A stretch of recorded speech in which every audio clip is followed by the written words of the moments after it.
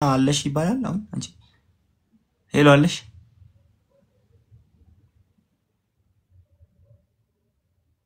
ሄሎም የለችም ቤቲና ስፒር ካለ ብታስገባው ጥሩ ነበር አድል ስጡኝ እያለ ነበር ግን ያው ኦሬዲ ያያዝነውን እንግዳ መጨረስ አለብን አሁን ግን የለም ሞቷል ካለ አንድ ቁጥር ጻፈልን ስፒር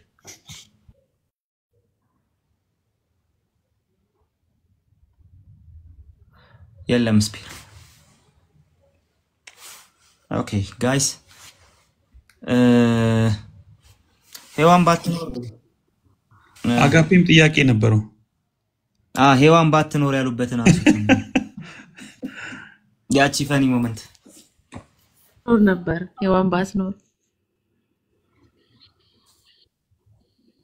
ከባድ ለኔ የቀረበ ጥያቄ ነበርና ሄዋን ባትኖር አዳም እግዚአብሔር በአዳም ላይ ያሰበው ነገር አይሰራም ነበር ያ ፕላን የእግዚአብሔር ግራንድ ፕላን አዳምን ብቻ ሳይሆን ሄዋንን ያካተተ ነበር ኦኬ ሄዋንን ያካተተ ነበር ሶ ሄዋንን ሲያካትት ግን አንዱ ለቪዲዮ ላሳይ ናገባሽ ዋርዚት ናገባሽ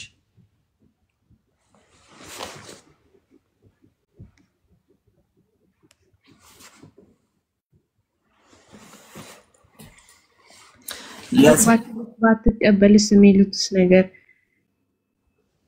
ማርያም ባትቀበል እግዚአብሔር እቅድ ከመሆን አይቀርም እኮ ባትቀበል እግዚአብሔር የሚቀበል ሲያዘጋጃል እሱ ምንም እንተናል የሚያከራክራው ማርያም ባትቀበል ግን እንደ ዘካርያስ አትሆንም ወይዳው ነው ግን ባትቀበል እግዚአብሔር አስገድዶ የሚያስቀበል አምላክ አይደለም ማለት ባትቀበል ቢለው to the extent ስለሆነ መታሰብ ያለበት ማለት ነው እንትና ማነው ዘካርያስ ሲነገር እንትና ያደረገ አይደለም ግን ማርያም ባትቀበል ስንል ሲምፕሊ የእግዚአብሔር ፕላን ከመሆን አይቀርም ማርያም ካልተቀበለች ሌላ ማርያም እግዚአብሔር ይኖራል ዛሬም ኮሱ ነው አንተ የእግዚአብሔርን ስራ ባትሰራ ከዲቫይን ፕላን ጋር ባትስማማ ሌላ ሰው አለ እግዚአብሔር ሰው አልቀበትም ያመጣል ደሞ ሌላ ሰው ያመጣና ያንን ስራ አይን ያየ ይሰራል አለቀ ምንም ያከራክር ነገር የለውም ዛሬ ይሄ ለኛ ነው ማስጠንቀቂያ መሆን ያለበት ማርያምማ ኦሬዲ ተቀበለችው ግን ማርያም ካልተቀበለች እግዚአብሔር ይሰራል በሌላ ሰው እኛ አንቀበል እግዚአብሔርን ስራ እኔ እዚህ ጋር ቁጭ ብዬ ስለዚህ ጉዳይ ባላወራ እግዚአብሔር ሌላ ሰው ያዘጋጃል ከኔ በላይ ፍሉዌንት የሆነ ከኤቢ በላይ በደንብ የሚናገር ከኛ በላይ ዕውቀት ያለው ከኛ በላይ አክሰስ ያለው ከኛ በላይ ነገሩን ፈትፍቶ በእግዚአብሔር ፊት ለሌሎች ሊያስረዳ የሚችል ሰው አለው እግዚአብሔር እሱ ያመጣና ያሰራዋል እኛም ቢካልን ማለት ነው እንጂ እኔ ቢብል ነገረ ማርያም የሚለውን ርዕስ ይዞ የሚገባ ሌላ ሰው አይታጣም ሌላ ሰው ያመጣል ከኔ የሚበልጥ እግዚአብሔር ከኔ ሁሉ የሚበልጥ ከዚህ ካለ ነው ሁሉ የሚሻል ሶ እንቢ ያለው ይቀርበታል ሶ ማርያም ግን ያን እንዲሆን ላይ አልፈቀደችም እሺ ብላ ታዘዘች ባትታዘዝ ኖሮ ሌላ ሰው ይፈልጋል እንጂ እግዚአብሔር ታለ ሰው ሳይድና ይቀርቡ በቃ ማርያም ያለች ሌላ ሰው የለም በቃ ነው ሶ ጭራሽ ጥያቄ ውስጥ መግባት የሌለበት ነገር አጋፔ መታል እሺ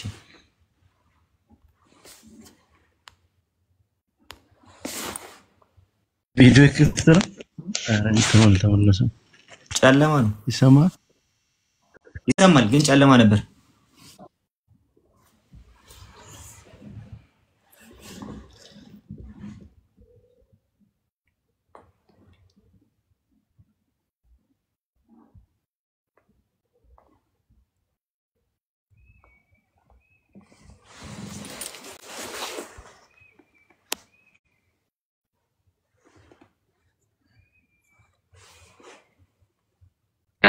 እኔ ምንም ነገር ገምቻለሁ ቢሆንስ አርሊ ቸርች ፋዘርስ በጣም ብዙ ብለዋል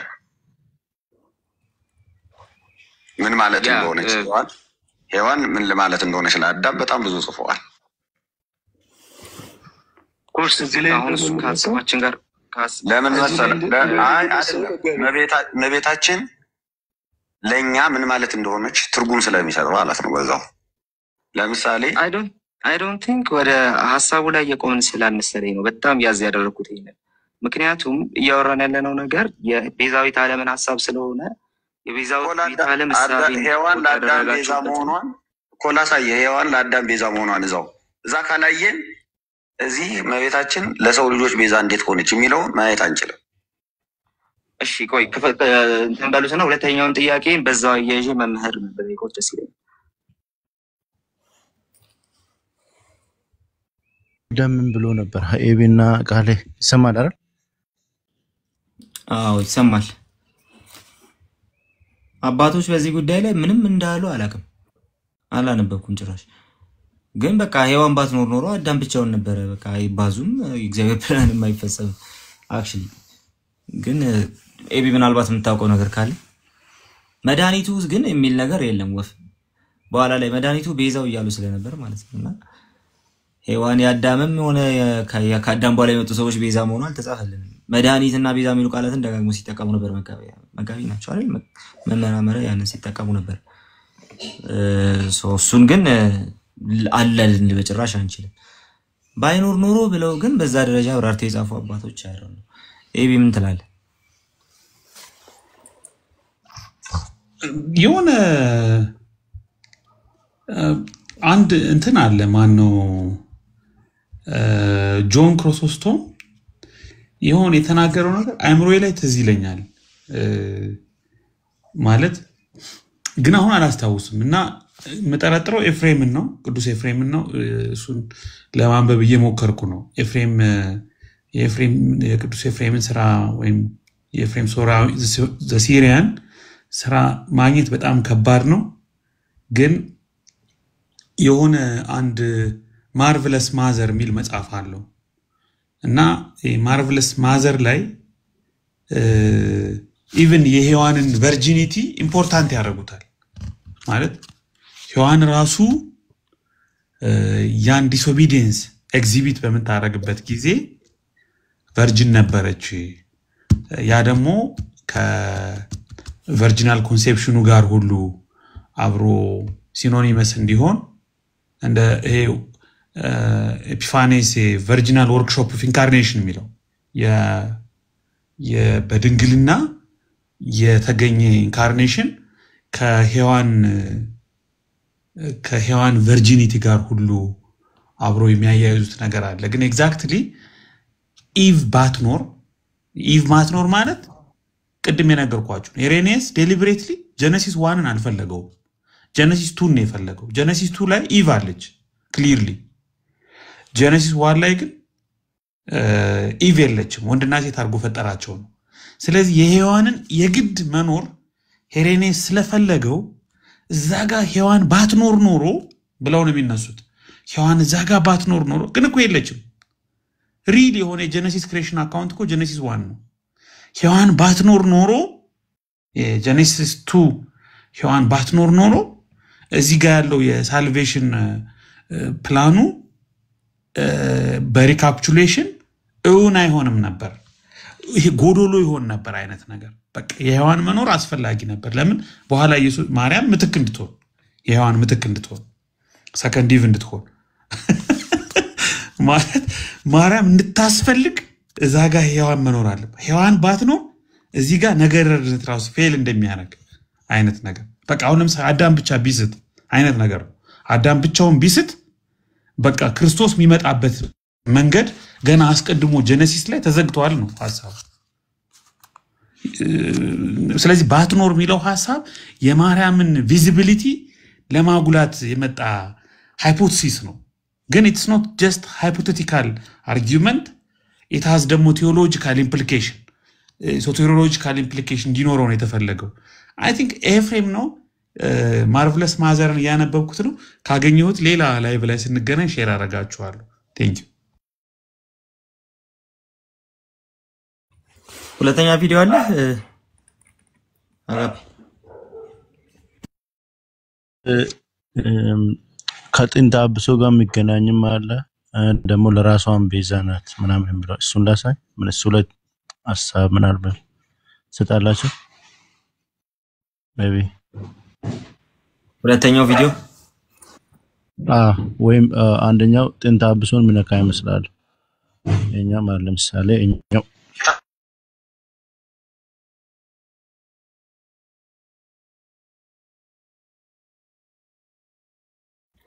ተቋርጣል። እኔ ጋር ነው ወይስ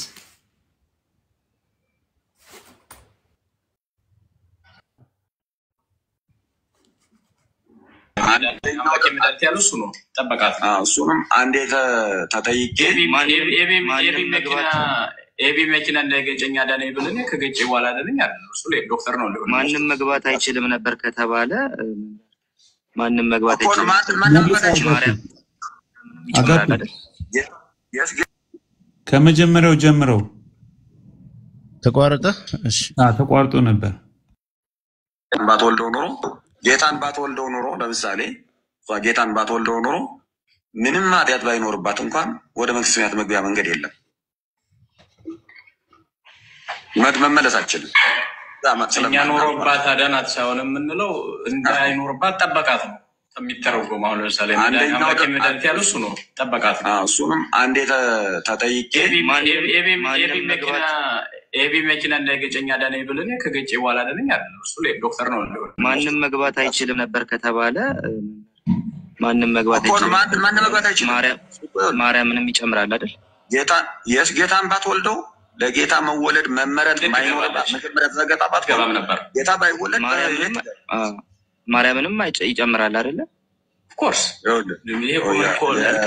ማርያምንም የሚጨምር ከሆነ ያለ መግባት ጠንቅ የምንለው ነገር ታዲያ እሷ ከሰው ዘር ሁሉ ጋር የምትካፈለው አይሆንም ኮን እኛ እኮ ይኸውልህ ጻድቃን የፈለገውን ያህል አዳምጦ ይሄንን አሁን አንዳንዴ ምን ነው ጌታን ባትወልደው በቃ እዚህ ጋር እንትን ቪዲዮን የቀረጥኩት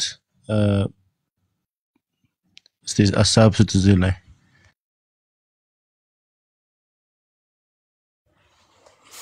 የሆነ ቪዲዮ አንተ ሼር ያረከው አይ ቲንክ ከቻልኩ እኔ ልክፈትላችሁ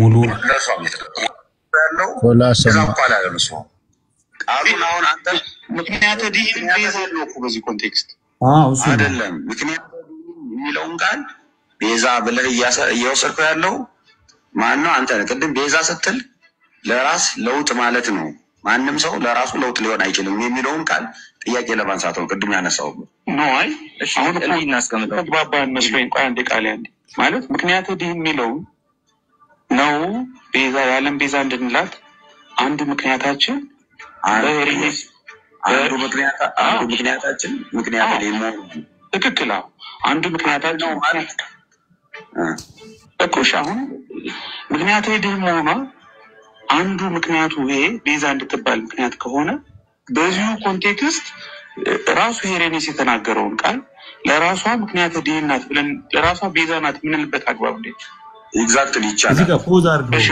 ፖዝ አድርገው አጋ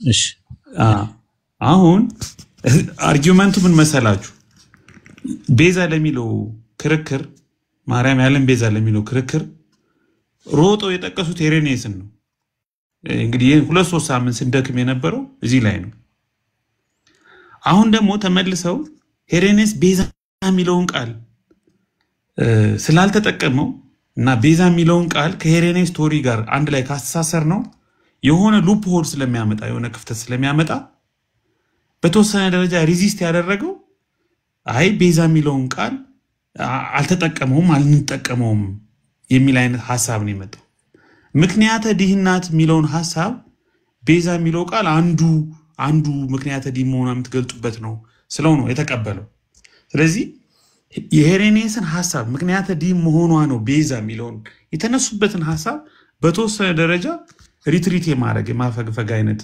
ሐሳብ አለው እንደገና ብትሰሙት ነው ግልጽ የሚሆንላችሁ አጋፔ እንደገና ትንሽ መልሰው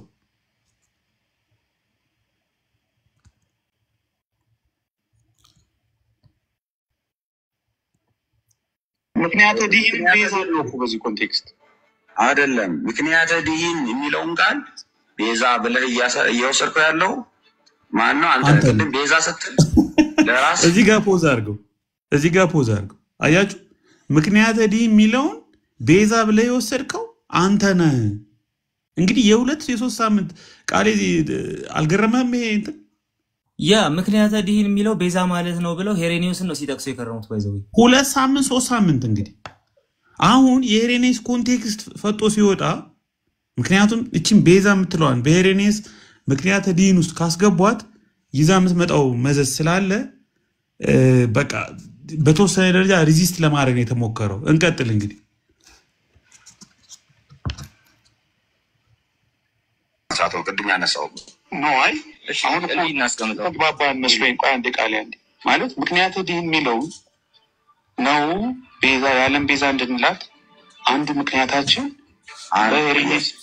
አንዱ ምክንያታችን ምክንያት ዲን ነው። ትክክል። አንዱ ምክንያታችን እኮሽ አሁን ምክንያት ዲን መሆኗ አንዱ ምክንያቱ ይሄ ቤዛ እንድትባል ምክንያት ከሆነ በዚሁ ኮንቴክስት ራሱ ሄሬኔስ የተናገረውን ቃል ለራሷ ምክንያት ዲን ናት ብለን ለራሷ ቤዛ ናት ምንልበት አግባብ እንዴት ኤግዛክትሊ ይቻላል? እሺ እሱን ያብራራልኛል። ያ የምታደርገው ነገር ለራሷ ቤዛ ነው ብለን ለኛ ቤዛ ነው ብለን እሷን ከሰውነት ውጭ አድርገን አንናገርም። እሷም ሰው ናት። ለሰዎች ሁሉ የሚደረገው በእርሷ የተደረገው ለሰዎች ሁሉ ነው የተደረገው። ለሰዎች ሁሉ የሚደረገው ደግሞ ለእርሷም የተደረገው ማለት ነው። ስለዚህ ለእሷም ሙሴ ለምሳሌ ቤዛ ተብሏል። ግን እሱ ማብሮ ከባርነት እየወጣ ነበር። ሔዋን ያጠፋችው ጥላት ማርያምንም አግኝቷታል። ምን እዛ ውስጥ እዚህ ጋር አጋፔ ሉከት እንግዲህ ዘ ዲስከሽን አሁን ቤዛ ስትባልና ምክንያተ ዲን ሄሬኔስም ለራሷም ለሰው ዘርም ምክንያተ ዲን ሆናለች ብሏል። ቤዛ ከሆነች ለራሷ በሔዋን የተፈጠረውን ሜስ ዲስኦቢዲየንሱ ያመጣውን ኮንሲኩዌንስ ከሆነ የመለሰችው ሪካፕቹሌት ያደረገችው ማርያም ይሄ በሔዋን በኩል የመጣው ኮንሲኩዌንስ ለራሷም ጭምር ነው ምክንያተ ዲን የሆነችው ብሏል ሄሬኔስ። ማርያም ለራሷም ቤዛ ሆነች ለራሷም ምክንያተ ዲን ሆነች ከተባለ ምንድነው ይሄ መዳን ያስፈልገው ሪካፕቹሌሽን ያስፈልገው የሔዋን ችግር ከተባለ የሔዋን ዲስኦቢዲየንስ ያስከተለው ኢናዘር ተርምስ ኦሪጂናል ሲን ምንለው ፎል ምንለው the entire consequence ከነኮተቱ ማለት ነው ውድቀት ከነኮተቱ። ማርያምን ግን ኦርቶዶክስ ተዋሕዶ ቤተክርስቲያን ውድቀት ከነኮተቱ አልነካትም ብለዋል። ካልነካት ለራሷ ምክንያተ ዲን ሰከንድ ኢቭ የምትሆነው ለሷም ጭምር ነው።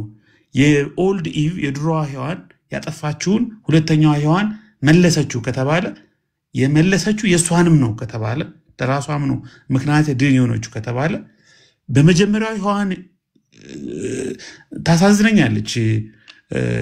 ሔዋን ላይ ሁሉ ነገር ወስደው የደፈደፉበት መንገድ ሄሬኔስን ጨምሮ ኮንፈርት አይሰጠኝም።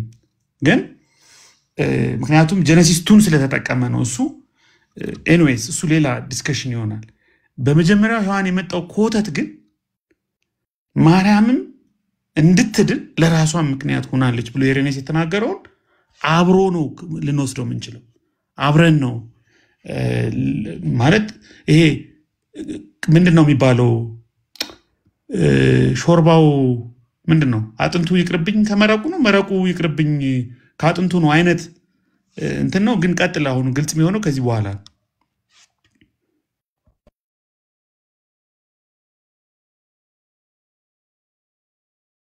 የሔዋን ነው የተመለሰው።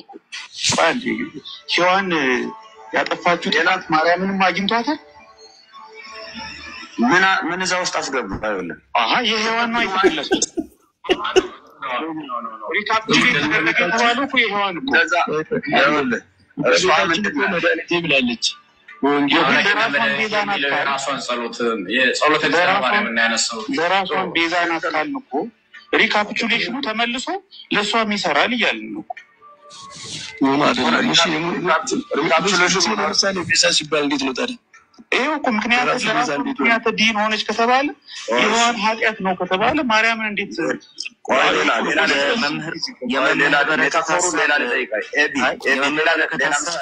አሪፍ ይመስለኛል። ሌላ ልጠይቅህ። አንድ ወታደር ለኢትዮጵያ ተዋግቶ ቤዛ ሆነ ማለት ለራሱም ቤዛ ሆነ ማለት ነው አይደለም? ልክ ነው ኤግዛክትሊ ማለት እኮ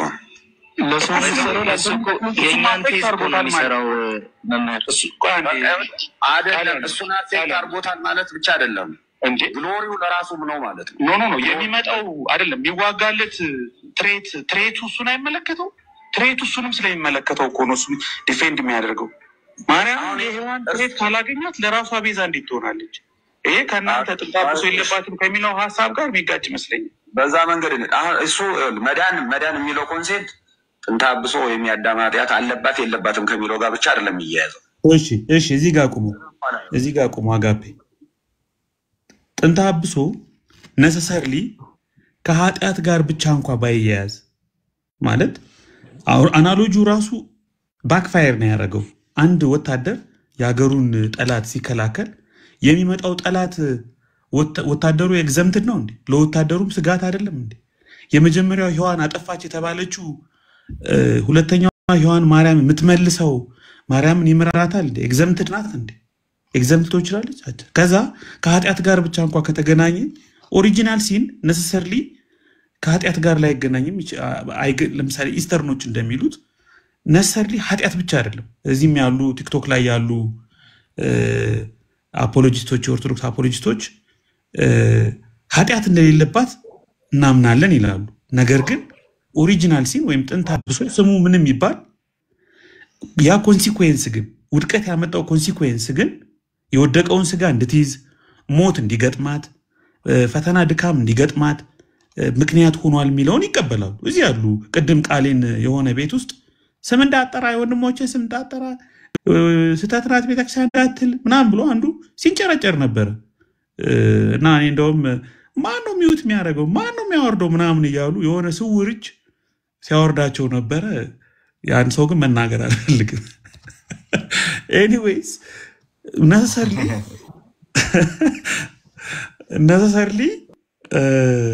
ነሰሰርሊ ኃጢአት ብቻ ላይሆን ይችላል። እሺ ችግር የለም ኃጢአት ብቻ ላይሆን ይችላል።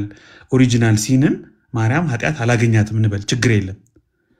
ከፈለግን አቀባም ከርሰማ እንበል አንጻሃም እንበል ኢትስ ኦኬ። ነገር ግን ኦሪጂናል ሲን አለ መጋቢ አመረ ኃጢአትን ማለት ብቻ አይደለም ሌላም ሰፊ ነገር አለው። ስለዚህ እነዛ ሰፊ ነገሮች ኮንሲኩዌንሶች በአንድም ሆነ በሌላ መንገድ ፈጽሞ አላገኟትም የሚል እምነት ነው ያላቸው። ፈጽሞ አላገኟትም። ስለዚህ የሄሬኔስ ሎጂክም ለነሱ አልሰራላቸው። የኒው ኢቭ አዳም ኒው አዳም ሪካፕቹሌሽን ቲዮሪ ማርያምን ያለን ቤዛ ለማለት እንደውም ወደ ጥንታብሶ እንትን ውስጥ ሌላ ሉፕ ሆል ነው የቀደደባቸው። ወደ ሌላ አቅጣጫ ነው ይዟቸው ሊሄድ እየሞከረ ያሉ። ጨርሰውና እነ ቃሌ ደግሞ ሪፍሌክት ያድርጉ።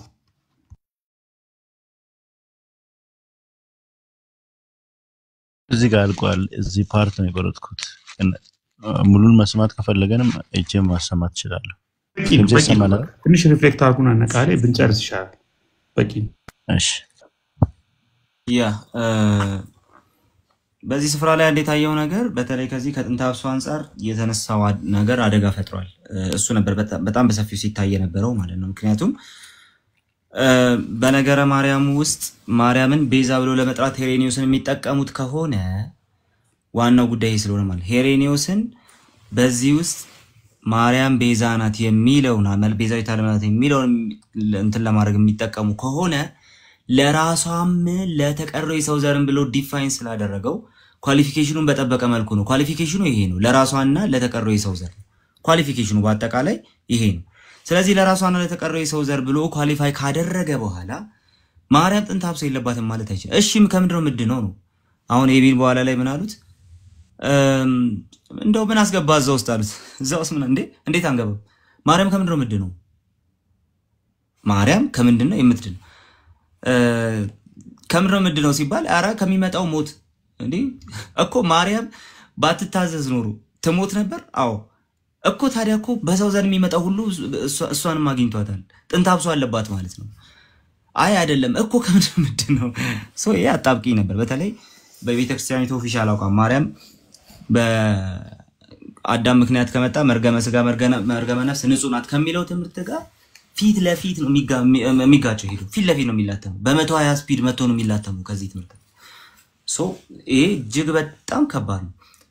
በተለይ ምሳሌዎቹ ሲመጡ የቢያስተውለ ከሆነ አንድ ወታደር ተብሎ መጣ እኮ። ወታደሩ እኮ ችግርን የሚገጥመው የቱ ጋር ነው? ሊዋጋ የሚያስገድደው ነገር ያለው ሀገሩ ሲወረር ሀገሩ የሆነ ባርነት ውስጥ ሲገባ አብሮ ነው ባርነት ውስጥ የሚገባው። ስለዚህ ከሀገሩ ጋር አብሮ ከሚካፈለው ነገር አንፃር ነው የሚዋጋው ሲባል ምሳሌው ሁለተኛ ላይ ቪዲዮ ጋር እዚህኛው ላይ ስለሌለ ነው እንጂ ሙሉን ተመልከቱት።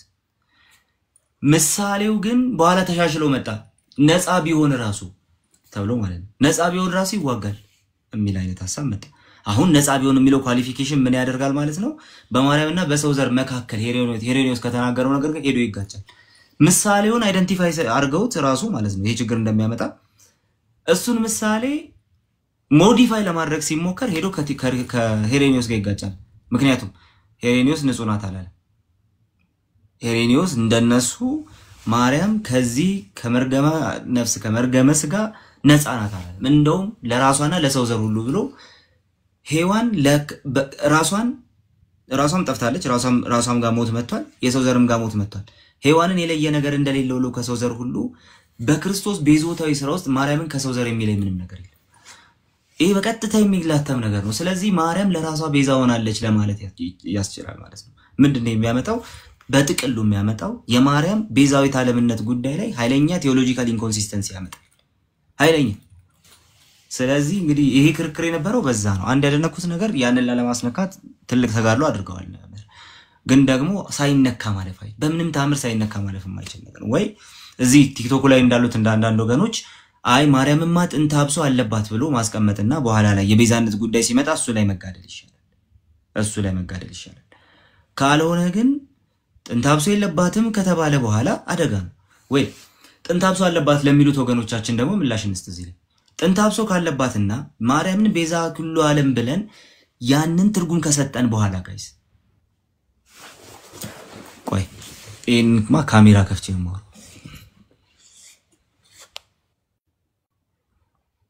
ልታሳየን ነው። ልታሳየን ነገር አለ። ምናልባት ታይም ካላቸው አንድ ማሳየው አንድ ብቻ አለች ሄርሜኔቲክስ ላይ የተነሳ ነገር ምናልባት ጉድ። እሺ ቀጥለን እናያታለን። ስንቶ ቢቀር ይሻላል። ሌላ ርዕስ ውስጥ ነው የሚከተል እንትን ያለውን እኮ እኔ ብያለሁ የሚለው ነው። እሱ ሞሮፍ ከኮንቴክስቱ ጋር ነው ስሜት የሚሰጥ እንተው እሱን ነገር ጉዳ። እሺ የኛው ላይ እንቀጥልና አንተና ለምን ነው ካሜራ ከፈትኩት? ማርያም ጥንተ አብሶ አለባት ብሎ ለሚያምነው ሰው በኢትዮጵያ ኦርቶዶክስ ተዋሕዶ ቤተክርስቲያን የቤዛዊተ ዓለም እሳቤ ውስጥ ሆነን ሄሬኒዮስን ብንጠቀም ሌላ ዲዛስተር ነው የሚመጣው። ለምን ማርያም ጥንተ አብሶ ማርያም ቤዛዊተ ዓለም ናት ሲሉ እነዚህ ሰዎች በትርጓሜያቸው መሰረት አንደኛ ኢየሱስ ከማርያም ስጋ ስለነሳሉ፣ ሁለተኛ የነ ሔዋንን ስድብ ስለምታስቀራሉ፣ ሶስተኛ ደግሞ ሰዎችን መርታ መንግስተ ሰማያት የምታስገባሉ። የማርያም ቤዛዊት ዓለምነት እሳቤ በእነዚህ ውስጥ የተያዘ ነው። ስለዚህ እነዚህን በማርያም ቤዛዊት ዓለም እሳቤ ውስጥ እናስቀምጥ። ማርያም ክርስቶስ ከሷ ስለተወለደ ለራሷ ቤዛ ናት ልንል ነው አንድ። ሁለተኛ ማርያም ክርስቶስ ከሷ ስለተወለደ በራሷ ላይና ባይዘው ራሷን የሚጨምር ስለሆነ በራሷ ላይና በሌሎች ላይ የመጣውን ስድብ አስወግዳለች። ስለዚህ ማርያም በራሷ ላይ ስድብ መጥቷል እያሉ እንደ ሔዋን አይነት። ሁለተኛ ሶስተኛ ማርያም ራሷንም ጭምረው እየመራች መንግስተ ሰማያት የምታስገባው ሊሉ ይሄን የሚቀበሉ ጥንተ አብሶ አለባት የሚሉን የሚቀበሉ ኦርቶዶክስ ወገኖቻችን ራሳቸው ኢትስ በጣም ዲዛስተር ከዚህኛው እኩል የሆነ ዲዛስተር ነው የሚሆነው። ምን ጉዳዩ ምንድነው? አሁን ለዚህ ዲቤት የሚመጣ ሰው አለ ጥንተ አብሶ አለባት ማርያም ብሎ ከጨረሰ በኋላ ለዚህ ዲቤት የሚመጣ አለ ቤዛዊት ዓለም የሚለውን ሐሳብ ደግፎ ዲቤት የሚመጣ ኦፊሻል ዲቤት የሚመጣ ሰው አለ። አፍተር ኦል ማርያም ራሷንም ጭምር እየመራች መንግስተ ሰማያት ገባቸው የሚለውን አብሮ እንትን ማድረግ አለበት፣ አብሮ መመለስ አለበት የቤዛዊት ዓለም እሳቤ ውስጥ ማለት ነው። አረ አይደለም እኔ ይሄኛውን ትርጉም ሳልከተል እኔ የምከተለው የሄሬኒዮስን ትርጉም ብቻ ነው ያንን እንትን የኢንካርኔሽን የማርያም ከማርያም ኢንካርኔት አድርጓል ምናምን የሚለውን ነው የምቀበለው ካለ በማን ስልጣን ተቀበልክ አንተ ራስህ? ይሄኛውን ትርጉም የቤተ ክርስቲያንን ትርጉም ትተህ የላይኛውን ትርጉም ብቻ እንድትወስድ ማን ስልጣን ሰጠ? ስልጣን የሰጠህ ማን ነው? እሱን ብቻ ወስደህ ማርያም የራሷ ቤዛ ናት እንድትል። በአጠቃላይ ማርያም ቤዛዊት ዓለም ናት የሚለውን ሐሳብ ከሄሬኒዮስ ጋር አገናኝቶ ለመፍታት እጅግ በጣም ሰቅጣጭ በጣም ከባድ ነው ጋይስ። ስለዚህ የሚያዋጣው አንድና አንድ ነገር ነው። እሱም ማርያም ቤዛዊት ዓለም ናት የሚለው ሐሳብ የመጽሐፍ ቅዱሳዊ ከቤተ ክርስቲያን ትምህርት ሙሉ በሙሉ የተነጠለ አስቀድሞ በቤተ ክርስቲያን ትምህርት ውስጥ ያልነበረ በኋለኞች ዘመናት የመጣ የማይታወቅ በመጀመሪያው ክርስትና የማይታወቅ ሰው ሰራሽ ትምህርት አለቀ። የማርያምን ምክንያተ ድህንነት ሐሳብ ግን የሄሬኒዮስን ሐሳብ ዲስከስ ካደረግን በኋላ በሄሬኒዮስ በራሱ ኮንቴክስት ውስጥ ሆነን እሱን መቀበል እንችላለን ብዬ ግን በስነ አላ ኤኒዌይ በዚህ መንገድ ማስቀመጥ ይኖርብናል ብዬ አስባለሁ። ኦኬ I think we are fine በዚህ ጉዳይ ላይ ጨርሰናል። አጋፔ የምትለናለህ? መድኃኒት ምናምን በተባለው ላይ የምትጨምሩ ነገር አለ? በሔዋን ጉዳይ እሱም ቅድም አልነበት አይደል? ማርያም ማነው ሔዋን መድኃኒት ናት አሉ ለልጆቿ ለእንትና ለአዳም። ምን መድኃኒት ሆነች? መሞቻ ምክንያት ሆነች እያለ ቤዛ ናት ለአዳም እንዴ? መሞቻ እያለ የምን ቤዛ ናት ነው? ባጭሩ ምንም እንትን የሚሰራ ነገር አለ። የሆነ አናሎጂ ለመስራት ሲሞክሩ ነበር። ሰው አልተሳካም። እነሱም አልቀጠሉበትም፣ አቆሙት ወዲያው ኦሬዲ። ብዙ ነገር ልንልበት አንችልም ብዬ አስባለሁ። እና አማን ከታቹ ነው እውነት በጣም ሊመሰገን ይገባል። ሲዋጋ ነበረ አማን ኮሜንታዊ ተጋድሎ ያደረገው እንዴ የምስራቁን እዝ ኤርሚና አማን ግንባር ላይ ተሰልፈው ሲፋለሙ ነበር። ሰላም በለንና ቤታኒን አስቀድመን ከዛ አንተ እናስተናግዳለን። እሺ ሰላም በለን ግን። እሺ ወዳጄ እንዴት ናችሁ? ዋው በቃ ኮሜንት ላይ ስዋጋ ነበር እንዳያችሁት። ሁላችሁንም እንግዲህ ሰላም ብያለሁ። ኢንተርኔቴ ስለሚያስቸግር ልክ ሲለቀቅልኝ መጥቼ ያው ኮሜንት ስፋየትላችሁ ነበር። ቅዱሳን ብሩክ ናችሁ። ተባረክ አማኒ ተቀጥላለህ። መንፈሳዊ ውጊያ ላይ እንደዚህ ጎበዝ መሆንን አላውቅም ነበር። ኧረ ይዋጋል በጣም። ቤታን ያለሽ? አሎ እንዴት ናችሁ? እንዴት አመሸሽ? ገስት እንዳታስገቡሽ ሞዴሬተር ይበቃኛል። አይ ገስት እንዳታስገቡ ሞዴሬተሮች ይበቃኛል አልኩ። ድካም ላይ ነን አሁን። አንቺ ቀጥይ። አይ በቃ ከደከማችሁ አይ ኖ ገስት እንዳታስገቡ ነው እንጂ አንቺማ ቀጥይ። እዚህ ገባችሁት መቀጠሉ። ያ እኔ ትንሽ ትላንትና በጣም ግራ የገባኝ ነገር ነበረ እነሱ ሲያወሩ ማለት ነው። ማርያም የሔዋን ምትክ የሚለው ነገር ማለት ሴት ለጀንደር ኢንክሉዥን ነው እንደዛ አይነት ነገር ያወሩት ወይስ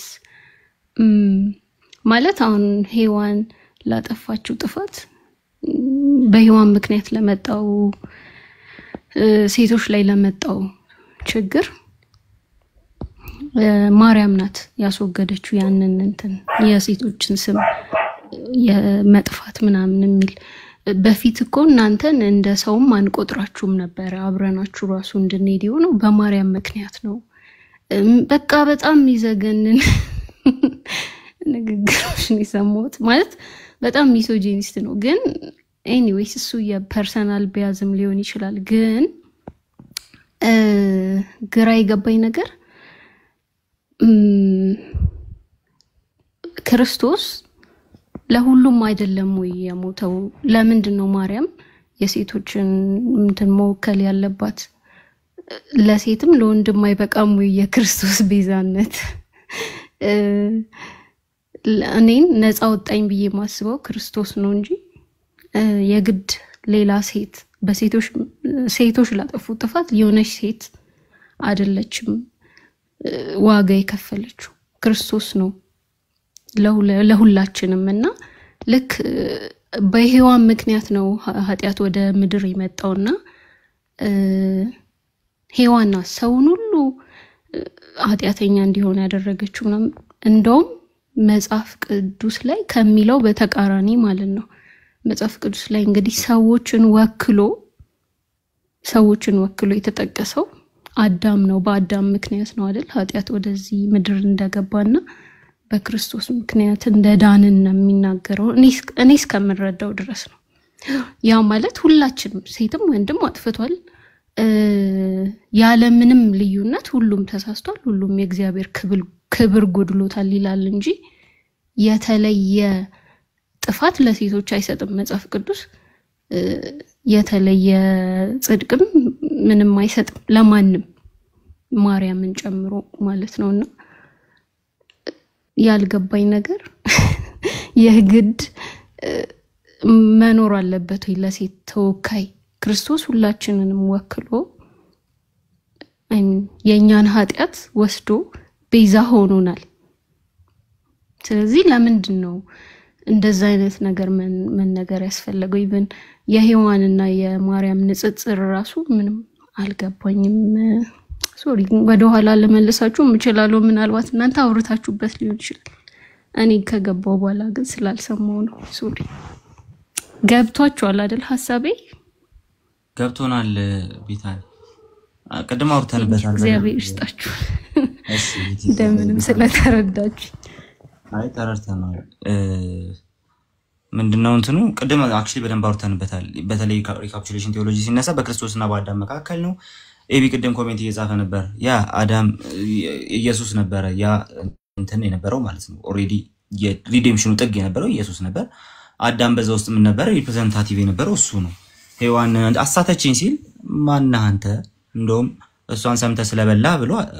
በአዳም በኩል ነው ለዛ ነው ቀደም ስናነበው የነበረው አንደኛ ቆሮንቶስ ላይ በአዳም ምክንያት ሞት መጣ ደግሞ በኢየሱስ ምክንያት ሪስቶር ሆነን ብሎ የሚናገረው ማለት ነው የሔዋን ጉዳይና የማርያም ጉዳይ ተነሳበት ምክንያት ይሄ የሴቶችን ከሰሳ ወቀሳ ምናምን የሚለው ሐሳብ እኔ ጳውሎስ አይስማማም በእርግጥ አሁን ኦርቶዶክሳውያን የሚያስቀምጡት ማለት ነው ሄሬኒዮስ አላለውም ሴቶች ይከሰሱ ነበር በሷ ምክንያት ሪስቶር ሆነላቸው አላለም አዲሲቷ ሔዋን ብሎ አስቀምጧታል ያን ያለበት ምክንያት ደግሞ ቅድም አንስተናል ከኖስቲካያኑ እሳቤ አንፃር ነው ኖስቲካያኑ በማርያም በኩል ዝም ብሎ አለፈ እንደ ቱቦና መጣ ሰው መስሎ ይላሉና ያንን ለመቃወም የተናገረው ንግግር ነው አራ አይደለም ልክ እንደ ሰው መስሎ ሳይሆን ልክ እንደ ሰው እንደሚጸነስ ተጸንሶ ከወንድ ዘር ውጪ ተካፍሎ ነው ያለፈው ነው ፖይንቱ የሄሬኒዮስ ማለት ነው ስለዚህ ማርያምን የሚያስገባበት ብቸኛው ምክንያት እሱ ነው ከዲቫይን ፕላን ጋር ተስማምታለች ነው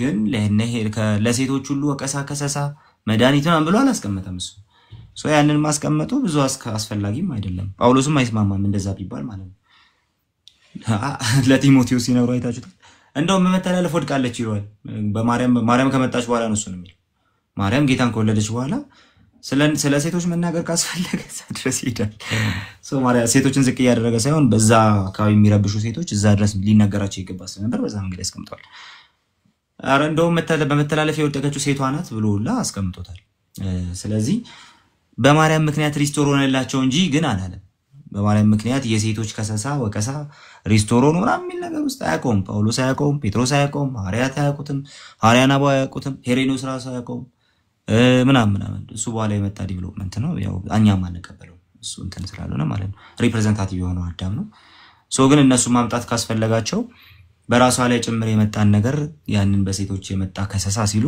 ራሷም ላይ የነበረውን ክስ በራሷ አስወግዳለች ሊሉን የፈለጉት ነው በተለይ ጥንታብሷ አለባት የሚለው ማለት ነው ከዛ አንፃር አነሳ ነው እንጂ ሪፕሬዘንታቲቭማ አዳም ነው ያ ምንም እንትን የሌለው አይደለም ግን ሔዋንን እና ማርያምን እንደ ኢቭ እና ኒው ኢቭ ብሎ ማስቀመጠው ሄሬኒዮስ ቅድም ባልኩሽ አውድ መሰረት ነው ግልጽ ከሆነ ቢታን ቴንክ ዩ እሺ ጸጋ ይብዛላችሁ ቴንክ ዩ ቤተኒ ግን ለእናንተ ግን አይ ሚን ጂቢቢ ላይ ውመን አድቮኬሲ ላይ ለሚሰሩ ሰዎች ግን የሆነ አሪፍ ኢምፕሊኬሽን አይኖረውም እንደገና አይ ይመስላል ግን ልክ አይደለም ነገር አድነትን ከሚያፋልስ ይቅርብኝ ብለሽ አንቺ ታማኝ ክርስቲያን ነሽ ማለት ነው አይደለ እኔ ግራ ገባኝ እኔ ክርስቶስ ነው ለሴቶች ነፃ መውጣት ራሱ ምጠቅሰው ክፍል አለ አሁን ዘማዊቷን ሴት አምጥተው ሴት ስለሆነች እነሱም ኃጢያት ሰርተዋል ግን እሷ ሴት ስለሆነች አምጥተው አጠገቡ ትወገር ምናምን ሲሉ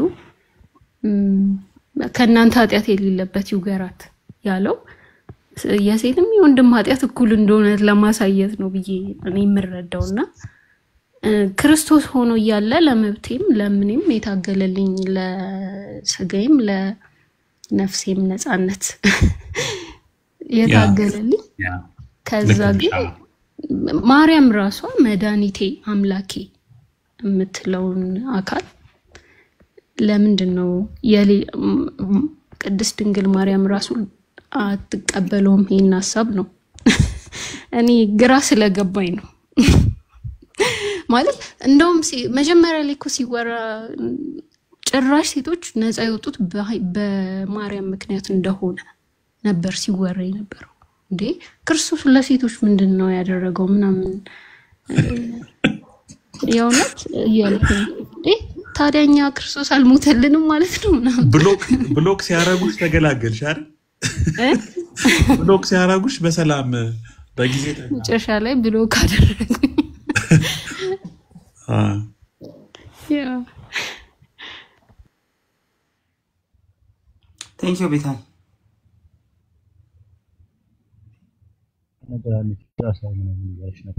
እሺ ላስት ቪዲዮ እሺ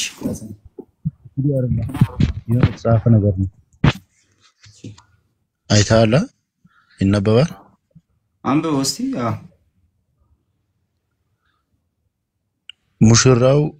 ሙሽራው ትሆኚ ዘንድ በመረጠሽ በእግዚአብሔር ይሄን እንትንን ሬሱን ዝቅ አድርጎ የሆነ እንትን ሙቭ አድርገው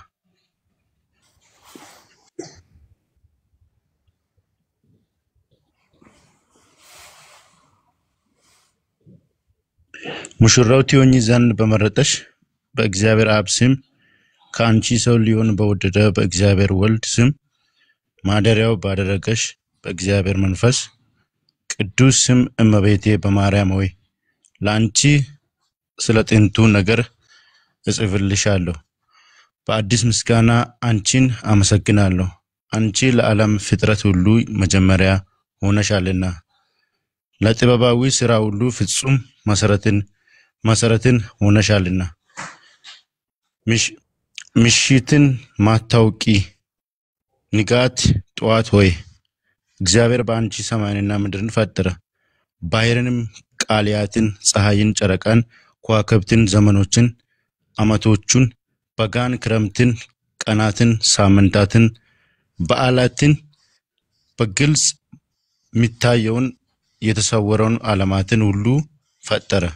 ንግሥት ሆይ ከብዙ ተአምራትሽ ትንሹን እናገር ዘንድ ፍቀጅልኝ። በልቦናዬ ፍቅርሽን ቅብዓት ዘይት ጨምሪ።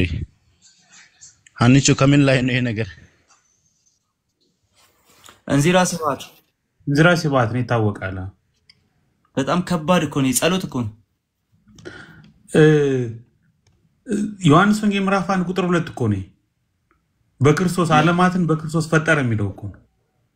ራይት ቆላስያስም አለበት እኮ ከስር የሚታየውና የማይታየው ይላል እኮ እዚሁ እንዚራ ላይ የሚታየውና የማይታየው ነው ይላል። በቃ ይሄ አስቸጋሪ ነገር። ኤኒዌይስ ፎሎወራችን ያው ፎሎወሬ ከ3000 ፈቀቅ ካላለ እዩ ጩፋንና ገድላትን ማንበቤን እንደማራቆም ነው የምነግራችሁ። ፎሎ ማድረጋችሁን አትርሱ። ፎሎ ያረጋል፣ ኦርቶዶክስ ብሎክ ያረጋል። አይ እኔ የምፈልገው በኮንተንት ዋይዝ እንግዲህ የሚመቸውን ሰው ነው እንጂ ሄሉ ምንድነው ቅስቀሳ ያደረግሽ ነው? እዩ ጩፋን አበረታ ኦርቶዶክሱ ጋር ደግሞ ኦርቶዶክስ እናት ነች በል በቃ በአንድ 100,000 ትገባል። እሺ ጥሩ ነው።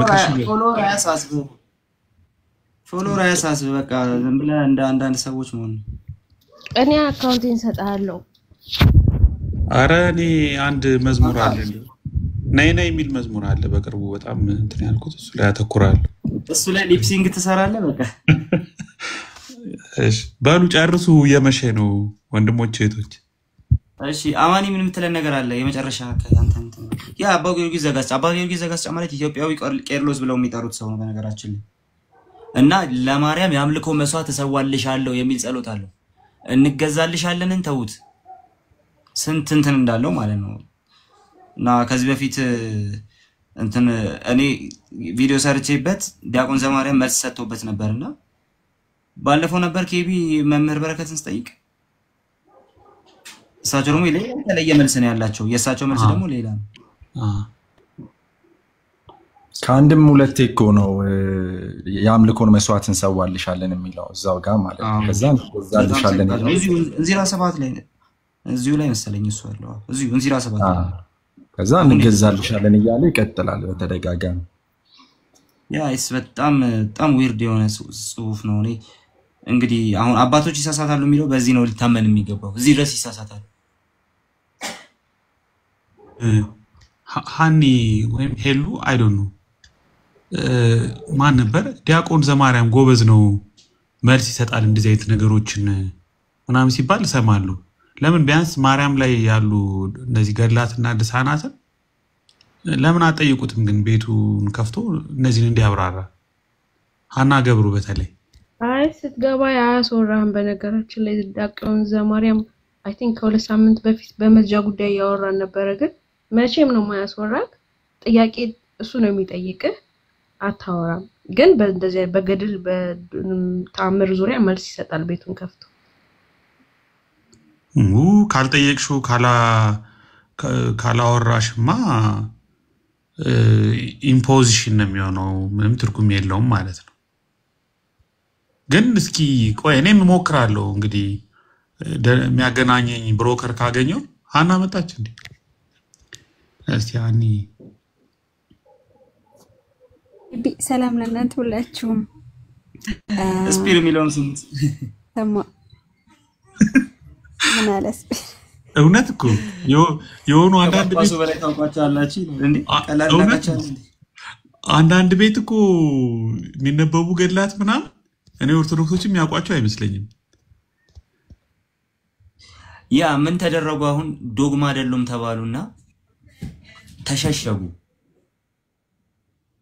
ተሸሸጉና አሁን ቅድም መዝሙር ያሬድ ገብቼ ነበር ይሄን ይዤ ማለት ነው። ይሄን ይዤ ቅድም እና መዝሙር ያሬድ ምን ያለኝ ትክክል ነው እንቀበለዋለን፣ ግን ትርጓሜ ያለው አለኝ። በጣም ነው እየገረመኝ። ይሄን ካሌ በኋላ ነው እኔ ቲክታክ ላይ ፔጅ ላይ ልለጥፈዋለሁ። እኔ ስህተት ነው ሊለኝ ጠብቄ ነበር። ልክ ነው። ለምሳሌ ዘፍጥረት ምዕራፍ 3 ቁጥር 26 አይ ቲንክ ከኛ እንደሆነ ሲባል ምን ማለት ነው? ገላትያ ደግሞ ሐዋርያ ጳውሎስ ምንድነው ያለው? እንደ መልአክ ተቀበላችሁኝ የሚለው እሱም እንዴት ፈቻዋለሽ? ስለዚህ ፍቻ ያለው ምናምን አለ ማለት ነው። እና ትንሽ ብታነሱ ጥሩ ነው። የትኛው ያሳየህን እኔ ነኝ የላኩልህ ላገብ ከምን አንፃር ተነገራለ? ያሳየህን ጽሑፍ የአባ ጊዮርጊስ ዘጋስጫን ማለት ነው። መዝሙር ያሬድን ጠዋት ቅድም ማለት ነው በእናንተም ያው ዛሬ ጠዋት ላይ በእኛ ገብቶ ነበር ላይቭ እና ገብቼ ጠይቄው ነበር ይሄን ይዤ እና ልክ ነው ያው ዓላማት ፈጥራለች ሲባል አዲስ ፍጥረት ነን ምናምን አይደል ነው ግራ ገብ መልስ ነው የመለሰልኝ። ከፈለጋችሁ ዩቲዩብ ላይ አለ ስሙት እና ተቀባይነት አለው። በጣም የሚገርመው ማርያም እግዚአብሔር ዓለማትን ፈጠረበት የዕብራውያን ምዕራፍ 1 እኮ ነው። ዕብራውያን ምዕራፍ 1 ዓለማትን በፈጠረበት በልጅ የሚለው ለማርያም ተሰጠ። ያ አይ እኮ ሰንጠረዥ እኮ ብትሰሩ ቃሌ ሰንጠረዥ ሰርታ በጎን በኩል ክርስቶስ ትልና ታይትሉን በጎን ማርያም ብለ ፍጥረት ብትል ምናምን መሞት ብትል ማዳን ብትል ምናምን ከጥቅስ ጋር በጎን በኩል የድርሳን አንቀጽ በጎን በኩል ጥቅስ እየለጠፍክ ብትሄድ መስቀል ላይ መሰቀል ሲቀር ሁሉንም ነገር ነው የምታገኘው። ያ አራሱም አይጠፋም ከልጅሽ ጎን በፈሰሰው ደምሽ ብሎ አስቀምጧል። አሁን በተለጠፈው ጥቅስ አጋፔ በለጠፈው ራሱ በጣም ብዙ የክርስቶሎጂ ጥቅሶች በትዩነት መቀመጥ ይችላል። ያ ደሩ አካውንቴ ምናምን ፎሎ አድርጉ። ሌላ ቤት እየሄድኩ ምን ላክ በቃ ቃል ስለመሸም እኔ ብዙ አላውራ እንዲሁ ሰላም ካልኳችሁ ይበቃል። ተባረኩላችሁ።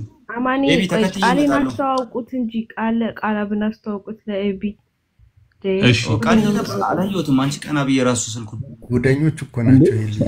አይቻውቁም ብለሽ ነው እኛ አራኛ ታሪክ ሰርተናል። ምሳ ሁሉ በልተናል አብረን በአካል ተገናኝተን። ታዲያ እንኳን ደህና መጣህ።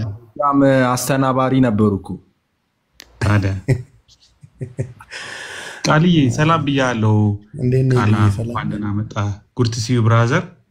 ቻው። እንዴት ነህልኝ? በቃ ቃሌ ስጨርስ እኔም ዶክተር የገባሁት ሻውል ቤት ብቅ በል ከቻልክ። ደህና አደሩ። እኔ እዛ እየሄድኩ ነው። እመጣለሁ። ግባ፣ እከተልሃለሁ። እሺ በቃ መልካም አዳር፣ ደህና ሁኑልኝ። ሄሊ ቃልዬ ተባረክ ስለመጣ። እንዴት ናት? ደህና ነህ? ዳኒም በጣም ቃልዬ እንገናኛለን ብቅ እላለሁ። እሺ ወንድም አለ። እሺ እሺ ቻው። እሺ ተባረኩ። ሄሉ ሰብስክራይብ ያስደረግሽኝ ልጅ ኧረ አልጠፋም። መቼም ነው እኔ ነው እሱን ቃሌ እስቲ ቃሌና ሰብስክራይብ ያላደረጋችሁ ሰዎች በሚቀጥለው አስባችሁበት ኑና 20 ሰው ነው ፈልገው በሚቀጥለው 20 ሰው ታደርጋላችሁ። በዚህ ቃል ግቡ። ቃልዬ ስላየው በጣም ደስ ብሎኛል። ረጅም ጊዜ ስላላይክ አንቺ አማኒ ፍቄ ተባረኩ። መልካም ሌሊት። እሺ ሉዬ ቃልዬ ወንድማችን ወይም ያው አይ እንዲሁ አንድ ኮሜንት ላይ ስላት የነበርኳትን ነገር እንዲሁ እንደ ኮንሰርን ላንሳልክና ማውራት አይሁንና አሁን በብዛት ካየክ በጣም እቺ ከሔዋን ጋር የማነጻጸርን ነገር በጣም ይዘዋታል። ማርያምን ከሔዋን ጋር የማነጻጸርን ነገር ማለት ነው። እና ኢራኔስ በሰጠው ስቴትመንት አይገደቡም። በጣም በተደጋጋሚ የሴቲቱ ዘር የሚለውን ሐሳብ አንስተው በሴቲቱና በአንተ መካከል ጠላትነትን አደርጋለሁ የሚለውን ይዘው እሱን ነው ክሌም የሚያደርጉት የሔዋን ጥላ መሆኗን ማለት ነው። እና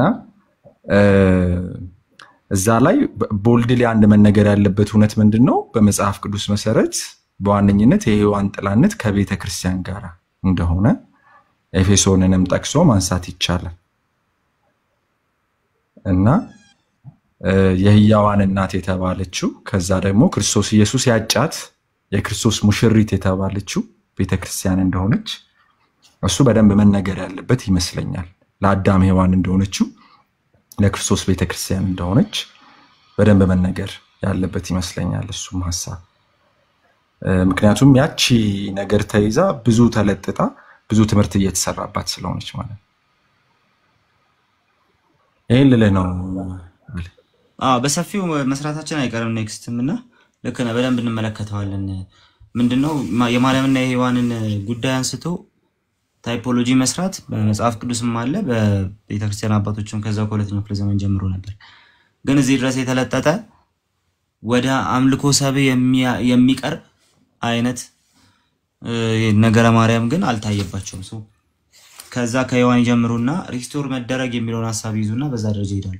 ወላዲት አምላክን ማርያም ከሞት ተነስታለች እስከማለት እንደሚጠቀሙበት እንደዛው ማለት ነውና በሰፊው ነገረ ማርያም ላይ መሄድ እንዳለብን ይሰማኛል። ዶግማው ላይ እናውራ ሲሉን የነበሩ ወገኖቻችን ማርያም በተመለከተ የምናነሳቸውን ነገሮች አንድ ሰው ኦርቶዶክስ ሆኖ ይዟቸው መቀጠል ይችላል ወይ ለሚለው ጥያቄ መልስ መስጠት ስላለባቸው በሰፊው እናነሳዋለን ብዬ አስባለሁ። ቴንክ ዩ ዩር ኮንሰርን ወዳጄ። በቃ ሳፋሪኮም ፓኬጅ ቅድም ለመግዛት እየሞከርኩ ነበረ። ማታ ማታ ኢንተርኔት የኢትዮ ቴሌኮም ስለሚያስቸግረኝ ምናልባት ሰሞኑን ጆይን ላደርጋችሁ እችላለሁ ማለት ነው ፕሮግራሞቻችሁ ላይ። እሺ አማን ተባረክ፣ እግዚአብሔር ይባርክ። እግዚአብሔር አባቶ እናመሰግናለን። ክብርና ምስጋና ሁሉ ላንተ ይሁን። ስለነበረን ጊዜ ሁሉ ተባረክ። ቀጥሎ ያለውንም ጊዜያችንን ሁሉ አንተ ጌታ ሆይ በመክረህ እንድታስብና እንድትሰራልን በኢየሱስ ስም እንጸልያለን። ስለ ሁሉ ተመስገን። አሜን። ጋይስ ኔክስት ሐሙስ፣ አርብ፣ ቅዳሜ ከኤቢ ጋር ሌላ ፕሮግራም አለን። ትምህርት ይኖረናል። ልትገኙ አክቹሊ በማስታወቂያ እንመጣበታለን። ተባረኩ። ባይ ልዘጋር። እሺ እንትን ሳዘጋቀ አሁን አጋፔ ያነበበው ጽሁፍ ከማርያም የዓለም ቤዛ ናት ከሚል ተያይዞ ትንሽ ብትሉበት ጥሩ ነበር። ሲመቸ ነገ ወይ ከምናምን በጣም ይሁን። በጣም ከባድ እንትን ነው። እንገባ በደንብ እናነሳዋለን። እንትን ላኪልኝ እሺ። ቪዲዮ አይደለም ስክሪፕት አድርግ ከመጽሐፍ ነው እንትን ያደረኩት። ላኪልኝ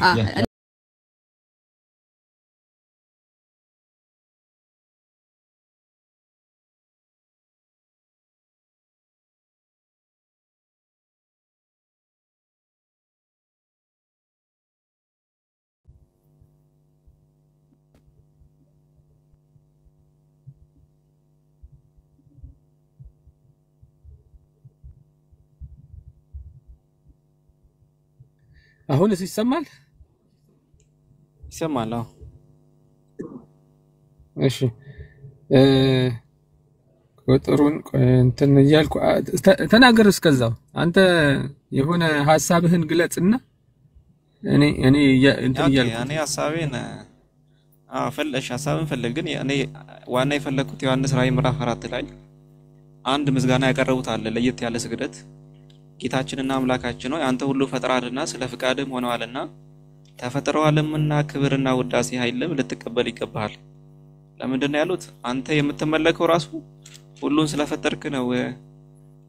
ሁሉም ደግሞ የተፈጠሩት ከአንተ ፍቃድ የተነሳ ነው እያሉ በዙፋኑ ፊት ይሰግዳሉ። እና ይሄ አይነት ክብር አንድ ቦታ ላይ ለኢየሱስ የገባበት ብናገኝ ጥሩ ነው።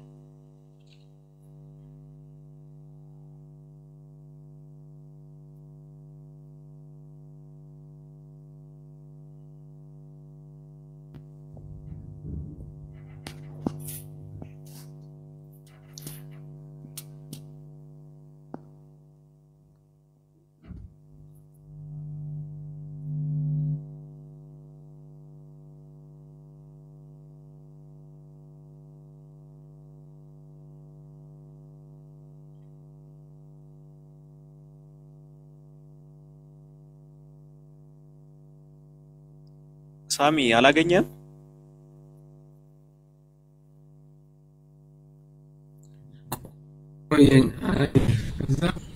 ምን ነበር ግን ያልከኝ በቃልህ? ዮሐንስ ራዕይ ምዕራፍ 4 ላይ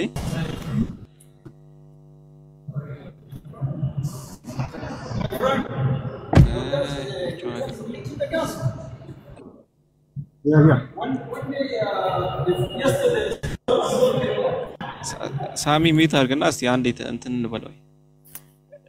ቃል በቃል ዮሐንስ ራዕይ ምዕራፍ 4 ላይ ለእግዚአብሔር አብ ክብር ሲሰጡ ምን አሉ? አንተ ሁሉን ፈጥረሃል፣ በአንተ ፍቃድም ተፈጥሯል ብሎ ነው ክብርና ምስጋናን ሲሰጡት የነበሩት። ለዮሐንስ ደግሞ ምንድነው? ለኢየሱስ ደግሞ የተሰጠው የክብር ስግደት ምንድነው የሚለው? አንተ ታርዳሃልና ለአምላካችንም ለእግዚአብሔር ካህናት እንዲሆኑ ስላደረክ ምስጋናና ክብር ልትቀበል ይገባል። ለምንድነው ለኢየሱስ ክብር የሰጡት ካለ ቦታው ላይ ስለሞተ ወይም ደግሞ መስዋዕት ስለሆነ ስለቀረበ ነው የሚለው ቃል በቃል ማለት ነው። ሁላችሁም ታፕ አድርጉ፣ ሼር አድርጉ ተብላችኋል። ብርሃን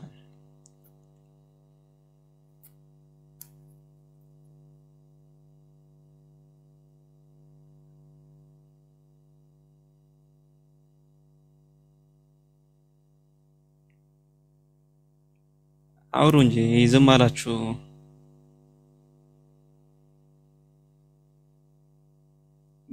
ዴቭ አለ አይደል? አለ ዝም አላችሁ እኮ። እሺ እስቲ ሆፕ ሙቪ ከየት ቤተ እምነት የሥላሴ አማኝ? አዎ ዴቭ። እሺ ሰላም ብለናል። እንዴት ነው ቤተሰብ? ሰላም ነው? ሁሉ ሰላም እግዚአብሔር ይመስገን። ዴቭ አለ። እስቲ ለራይ አስረዳለን።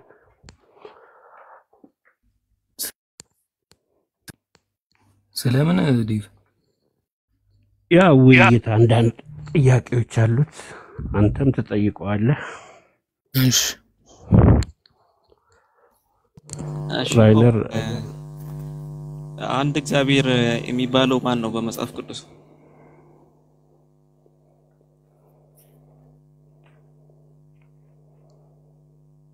ያው እግዚአብሔር አብ ነው ወይ?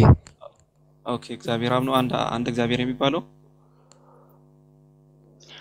እሱማ ያው በስላሴ ነው በትሪኒቲ ነው የምናምነው እኮ ክርስትና ላይ አንድ አምላክ በሶስት አካል ማለት ነው። ኦኬ ኢየሱስና መንፈስ ቅዱስ ከአብ እኩል አምላክ ናቸው? አዎ። ኦኬ ታዲያ ኢየሱስ ለምንድን ነው አባቴ ከኔ ይበልጣል የሚለው? እሱ በስጋ የተገለጠበት ወራት አሉ።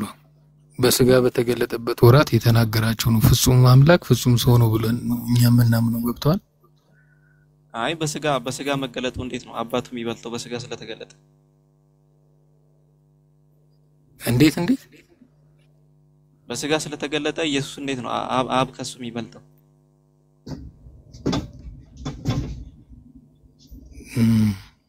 እኔ እንጃ አሁን ይሄንን በደንብ እንትኑ የለኝም። ያው ኢየሱስ ምን አለ እንደለሰስት ማለት ኢየሱስ አሁንም ስጋ ለብሶ ነው ያለው አይደል?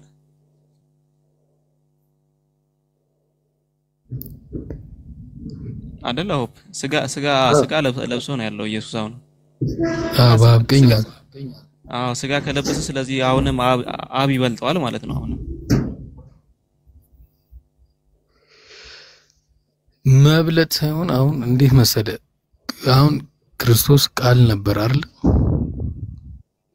ክርስቶስ ቃል ነበር። አሁን ቆይ እሱ ጋር አይደለም ቆይ ክርስቶስ ቃል ነበር የሚለው እሱ ጋር ሳይሆን ጥያቄ ኢየሱስ ከአብ ያንሳል፣ አብ ደግሞ ከኢየሱስ ይበልጣል። አብ የኢየሱስ ክርስቶስ አምላክ ነው አይደል? በምድር ባለበት አምላኬ አባቴ ብሎ ጠርቶታል። ልክ ነው። ያመልከዋል አይደል ኢየሱስ አብን? ያው ለኛም እኮ ምሳሌ ነው አይደለ? በምድር ባለበት በእኛ በምንቀበለው ከዛም አንፃር ነው ምሳሌ ሆኖን ያለፈ ኃጢአትን በምንም ምሳሌ ሆኖ አይደለም። የምሳሌ ጸሎት አለ እንዴ? ያው ለምሳሌ ላስመስል ብለህ ትጸልያለህ? አይ እንደዛ ማለት ሳይሆን አሁን ለምሳሌ መጽሐፍ ቅዱስ ላይ ምን ይላል? አንድም እግዚአብሔርን ያየ ማንም የለም ግን አንድያ ልጁ ተረከው ይላል አይደል?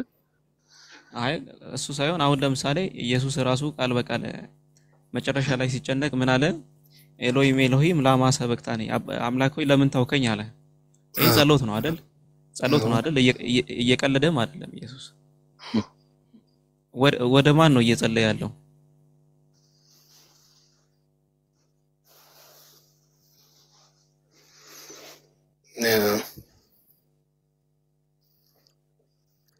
እንዲህ እኔ በደንብ በሆነ በዲቴሉ ይሄን ያህል እንደዚህ ነው ብዬ ላብራራልሽ አልችልም። በርግጥ ኦኬ ወደ አብ ነው ባጭሩ ወደ አባቱ እየጸለየ ነው። አንድ ጥቅስ ላሳየ። ኢየሱስ ክርስቶስ አብን እንደሚያመልክ ራሱ ደግሞ ለአብ እንደሚሰግድ ላሳየና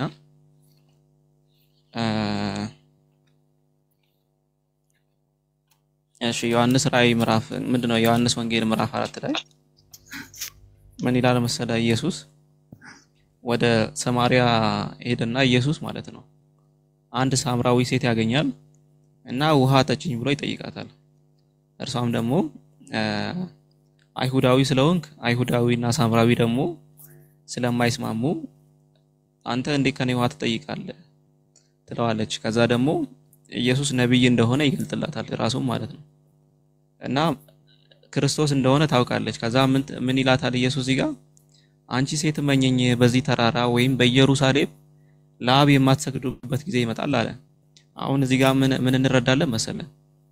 አይሁዳውያን ወይም ደግሞ ሳምራውያን ለአብ ነው የሚሰግዱት። የሚሰግዱበት ሳይሆን በዚህ ተራራ ተሰግዳላችሁ የሚባልበት ዘመን ያበቃል። ምክንያቱም ግን ለማን ነበር ሲሰግዱ የነበረው በዛ ተራራ ላይ?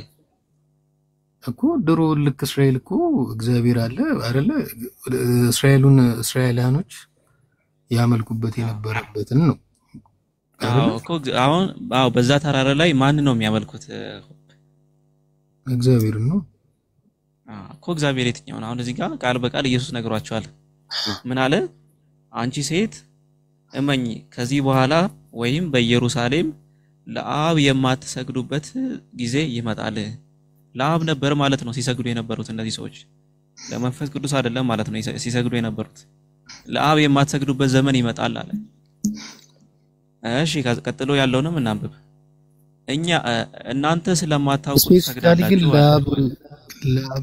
ለአብ እኮ አይደለም አይደል? በዚህኛው ተራራ ወይ በዛኛው ተራራ እንሰግዳለን። በየነሱ የሁለቱ የነበረ ልዩነትን ነው። አረ ካለ ለአብ ነው የሚለው። እስቲ መጽሐፍ ካለ እስቲ ከፈተውና መጽሐፍ ይዛል። ችግር የለውም እዚህ ላይ በስልክ ላይ ማየት ይችላል። እስቲ አያስወጣማ። ካስወጣክ ነው አይ ሌላ ስልክ አለ። ኦኬ ካለ ክፈትሽ።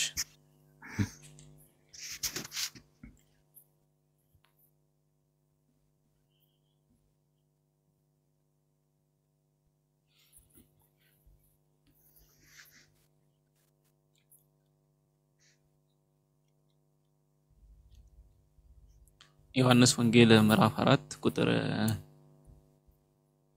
ከ22 ጀምሮ ማለት ነው።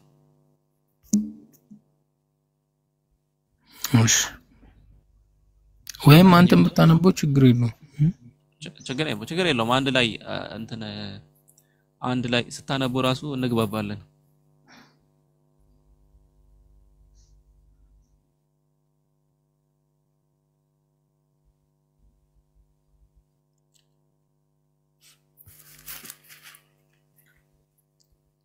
ስታገኘው ነገሬ እሺ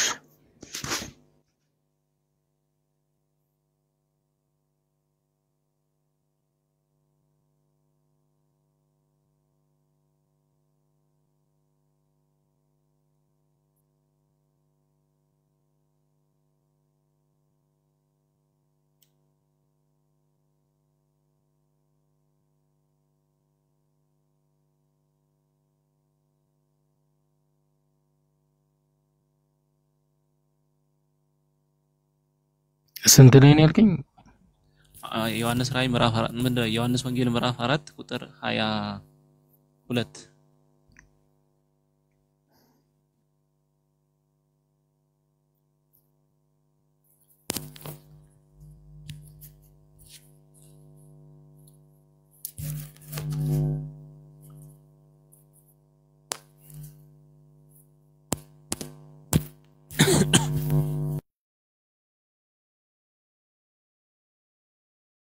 ከ21 ጀምሮ በተነበው ሐሳብህን ቆይ ከሱ ጋር እንጨርስና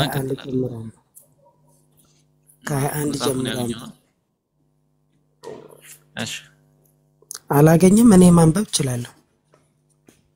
አንድ ላይ እንድናነብ አንብቡ። ከ21 ጀምሮ ቁጥር 21 ጀምሮ ኢየሱስም እንዲህ እኔ ያነበብኩልህ ነው። ኢየሱስም እንዲህ አላት፣ አንቺ ሴት እመኚኝ፣ በዚህ ተራራ ወይም በኢየሩሳሌም ለአብ የማትሰግዱበት ጊዜ ይመጣል። እናንተ ለማታውቁት ይቅርታ እንዴ ለአብ የማትሰግዱበት ጊዜ ይመጣል። እናንተስ ለማታውቁት ትሰግዳላችሁ። እኛ መዳን ከይሁድ ነውና ለምናውቀው እንሰግዳለን። ነገር ግን በእውነት የሚሰግዱ ለአብ በመንፈስና በእውነት የሚሰግዱበት ጊዜ ይመጣል፣ አሁንም ሆኗል። አብ ሊሰግዱለት እንደዚህ ያሉትን ይሻልና። እግዚአብሔር መንፈስ ነው፣ የሚሰግዱለትም በመንፈስና በእውነት ሊሰግዱለት ያስፈልጋቸዋል። ይቀጥል። ሆፕ ከዚህ ላይ በቃ ችግር የለም ይወጣል። እዚህ ጋር ሆፕ አሁን ከዚህ ጋር ምን እንረዳለን? እነዚህ የእስራኤል ሰዎች ወይም ደግሞ አይሁዶችና ሳምራውያን ለአብ ነበር ሲሰግዱ የነበሩት ማለት ነው። ከዛ ምን ይላል እዚህ ጋር አንቺ ሴት እመኚ፣ በዚህ ተራራ ወይም በኢየሩሳሌም ለአብ የማትሰግዱበት ጊዜ ይመጣል አለ። እንግዲህ ወደ ኋላ ተመልሰን ካየን በተራራው ላይ ሲሰግድ የነበረው አብርሃም ነበር። ኦሪት ዘፍጥረት ውስጥ ማለት ነው። በተራራው ላይ መስዋዕት ባቀረበ ጊዜ በዛ የሚሰግደው አብርሃም ነበር። አብርሃም ለማን ነበር የሚሰግደው? ኢየሱስ በዚህ ትምህርት መሰረት ለአብ ነበር ማለት ነው። አንቺ ሴት እመኚ፣ በዚህ ተራራ ወይም በኢየሩሳሌም ለአብ የማትሰግዱበት ጊዜ ይመጣል። እናንተስ ለአብ የማትሰግዱበት ጊዜ ይመጣል አለ። በዚህ ተራራ ወይም በኢየሩሳሌም ለአብ የማትሰግዱበት ጊዜ ይመጣል፣ እናንተስ ለማታውቁት ትሰግዳላችሁ አለ። እናንተ ለማታውቁት ትሰግዳላችሁ፣ እኛ መዳን ከአይሁድ ነውና ለምናውቀው እንሰግዳለን አለ። ሆፕ ኢየሱስ ለአብ የሚሰግድ ይመስላል? አይመስለኝም። እዚህ ጋር ግን ምን አለ ኢየሱስ? እናንተ ለማታውቁት ትሰግዳላችሁ፣ እኛ መዳን ከአይሁድ ነውና ለምናውቀው እንሰግዳለን አለ። ይሄን የሚናገረው ኢየሱስ ነው ቃል በቃል ማለት ነው። ምን ትላለህ ሆፕ?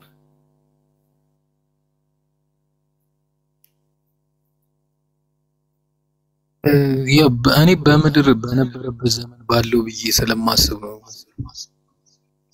እኮ በምድር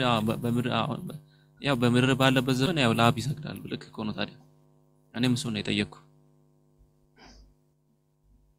እሱማ ኦብቪየስ ላይክ ጸልዩዋል፣ ሁሉን አይደል? ይጾማል፣ ሁሉ አይደል? ልክ እንደማንኛቸው እንደሰው አዎ ታዲያ ለምንድን ነው ለአብ የሚሰግደው? ኢየሱስ አምላክ ከሆነ ሰው ስጋ ብቻ አይደለም፣ ሰው ብቻ አይደለም። ስላሴ ትምህርት አምላክ ሆኖ ሳለ ለምንድን ነው ለአብ ብቻ የሚሰግደው? ለምንድን ነው ለመንፈስ ቅዱስ የማይሰግደው?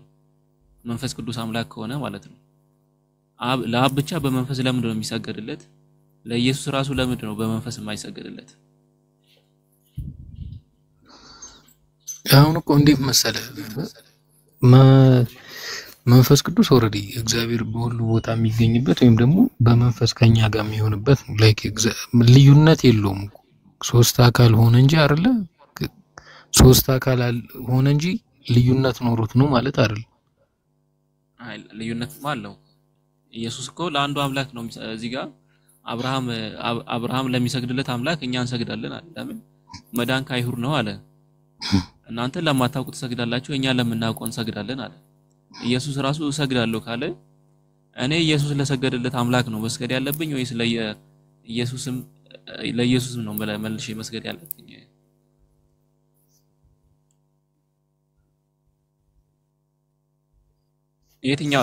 የትኛውን ልምረጥ? እኔ ኢየሱስ ለአብ ሰግዷል።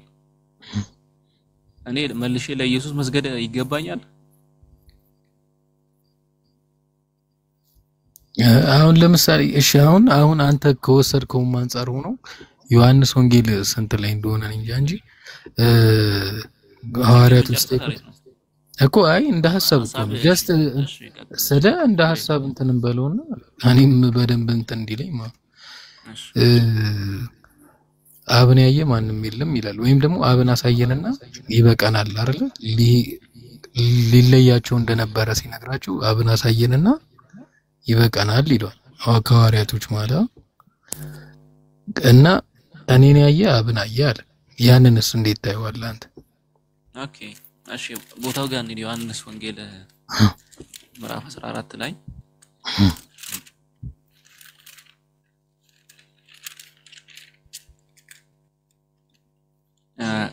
ሌላም ቀምና እዚህ ቤት ምናልባት እኔ ብዙ ደክሞኛል አሁን ትንሽ እናወራለን፣ ከነሱም ጋር ታወራለህ። እሺ ከቁጥር ስንት ጀምሮ ላንብብልህ መሰለህ? ከቁጥር 6 ጀምሮ ላንብብልህ። ኢየሱስም እኔ እውነትና ሕይወት ነኝ፣ በእኔ በቀር ወደ አብ የሚመጣ የለም። እኔንስ ብታውቁኝ አባቴን ደግሞ ባወቃችሁ ነበር። ካሁን ጀምሮ ታውቁታላችሁ አይታችሁትም አለ። ማንን አይታችሁታል አለ? አብን አይታችሁታል አለ። ፊልጶስም ጌታ ሆይ አብን አሳየንና ይበቃናል አለው። ኢየሱስም አለው አንተ ፊልጶስ ሆይ ይህን ያህል ዘመን ካንተ ጋር ስኖር አታውቀኝምን? እኔን ያየ አብን አይቷል። እንዴትስ አንተ አብን አሳየን ትላለህ? እኔ በአብ እንዳለው አብን በእኔ እንዳለ አታምንምን? እኔ የምነግራችሁ ቃል ከራሴ አልናገርም፣ ነገር ግን በእኔ የሚኖረው አብ እርሱ ስራውን ይሰራል። እኔ በአብ እንዳለው አብን በእኔ እንዳለ እመኑ፣ ባይሆንስ ስለ ስራው እመኑኝ አለ። እንግዲህ ኢየሱስ ምን አለ? እኔን ያየ አብን አይቷል አለ። ቁጥር 7 ላይ ስንመለስ ደግሞ አብን ከዚህ በፊት አይታችሁታል አለ። ካሁን ጀምራችሁ ታውቃላችሁ አይታችሁታልም አለ። እንግዲህ አብን እንዴት ነው ያየነው ካለ ኢየሱስ እዚህ ጋር ምን ብሎ አብራራ? አብ በእኔ እንዳለ እመኑ አለ። ባይሆንስ ስለራሱ ስለ ስራው እመኑ አለ። ባጭሩ ኢየሱስ ክርስቶስ ለምሳሌ ይፈውሳል፣ ታምራትን ያደርጋል፣ እንዲሁም ደግሞ ሙታንን ያነሳል። ይሄን በሚያደርግበት ሰዓት ኢየሱስ የሚያደርገው ይሄን ታምራቶች ሁሉ በአብ ስም ነው የሚያደርገው። ስለዚህ ይሄን የሚያደርገው ደግሞ ኢየሱስ ይሄን እንዲያደርግ የሰጠው ራሱ አብ ነው። ስለዚህ መፈወስ፣ ማዳን፣ መግደል የሚችለው እግዚአብሔር ስለሆነ አብ የሚሰራውን ሁሉ ኢየሱስ ይሰራል። ስለዚህ እኔን ያየ አብን አይቷል አለ። ኢየሱስ ሲፈውስ ያየ አብ እንደሚፈውስ ያውቃል ማለት ነው። ኢየሱስ ለምጻም ሲፈውስ ያየ ሰው ይሄ የአብ ስራ ነው ብሎ ነው የሚረዳው፣ ወይም ደግሞ ይሄን የሚያደርገው አብ ነው ብሎ ነው የሚረዳው። ለምን? አብ በኢየሱስ ክርስቶስ በኩል ሆኖ ለሰዎች ፈውስን ይሰጥ ነበር፣ ለሰዎች ህይወትን ይሰጥ ነበር። ስለዚህ እኔን ያየ አብን አይቷል ማለቱ ባጭሩ ኢየሱስ ክርስቶስ የሚሰራው የአብ ስራ መሆኑን ወይም ደግሞ አብና ኢየሱስ በስራ እንደሚስማሙ ያሳየናል ማለት ነው እንጂ የመለኮት አንድነት አያሳየንም። የጥቅስ ኦፕ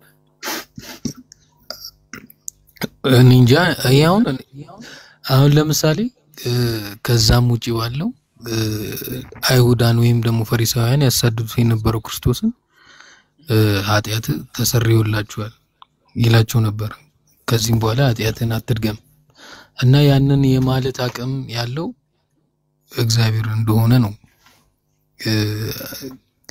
በአይሁዳውያን ዘንድ አምነውበት ያሳድዱትም የነበረው። እንዴት አንተ የእግዚአብሔር ልጅ ነኝ ሲል ከእግዚአብሔር እኩል ጋር ራስን አስተካክላል በሚል ነው ያሳድዱትም የነበረው ሊገሉትም የነበረው አይደለ? ባይብሉ ላይ ዋል ነው። እንደዛ ብቻ አይደለም። አሁን ኢየሱስ አሁን ለምሳሌ ኃጢአት ተሰርዮልሃል የሚላቸው አለ ባይብል እና ኃጢአትን የማስተሰረይ አቅም ያለው ማን? እሺ እሱን ላንብብልህ። አይ ቲንክ ሉቃስ 5 ላይ ነው ካልተሳሳትኩ።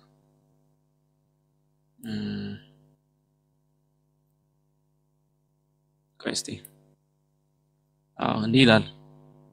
ስለ ሕዝቡም ብዛት እንዴት አድርገው እንዲያገቡ ሲያቅታቸው ወደ ሰገነት ወጡ። የጣራውና ጡብ አሳልፎ በመካከል በኢየሱስ ፊት ከአልጋው አወረዱት። እምነታቸውንም አይተው አንተ ሰው ኃጢአት ተሰረየችልህ፣ ኢየሱስ ማለት ነው፣ ኃጢአት ተሰረየችልህ አለው። ጻፎችና ፈሪሳውያንም ይህ የሚሳደብ ማን ነው? ከአንዱ ከእግዚአብሔር በቀር ኃጢአት ሊያስተሰርይ ማን ይችላል ብለው ያስቡ ጀመር።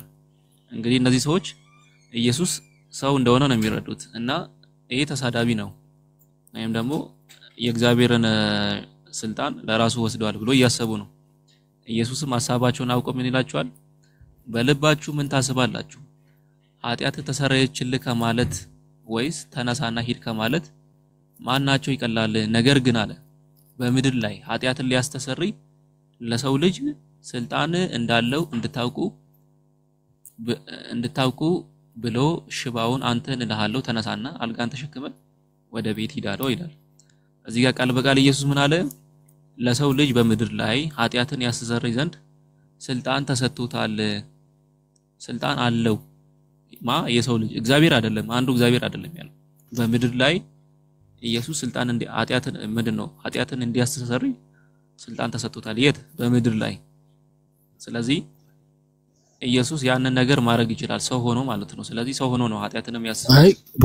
እንደዛማ አይደለም ባይብሉ የሚፈተው የሰው ልጅ የሚለው ክርስቶስን ነው የሚገልጠው መጽሐፍ ቅዱስ ላይ ባለው የሰው ልጅ ኢየሱስ በሰውነቱ አይደል ኃጢአት ተሰረየችልህ ያለው? ስለዚህ ሰው ኃጢአትን ማስተሰረይ ይችላል አይችልም? በምድር ላይ የሰው ልጅ ወይም ደግሞ ኢየሱስ ማለት ነው እኮ የሰው ልጅ ተብሎ የተገለጠው እኮ ማስተሰረይ እኮ አንተ ኃጢአትን ሙሉ ለሙሉ ይቅር የማስባልን ወይም ደግሞ ይቅር እንድትባል ያለበትን ነገር ማድረግ ማለት አይደል? ያን ያደረገው እኮ ራሱ ኢየሱስ እዚህ ጋር ሰው ስለሆነ ነው አለ መጽሐፉ። ሰው ስለሆነ ኃጢአትን ይቅር ብለዋል እያለ እኮ ነው። እንደዛ ሳይሆን ነው የሰው ልጅ ተብሎ ተገልጧል አይደል? ባይብል ላይ እኮ ከተገለጠባቸው ስሞች ውስጥ አንዱ እሱ ነው። አንተ ቅድም የጠየቀኝ ኢየሱስ ኃጢአትን ይቅር እያለ ነበር፣ ምክንያቱም አምላክ ካልሆነ በስተቀር ያንን ነገር ማድረግ አይችልም ማለት ነው።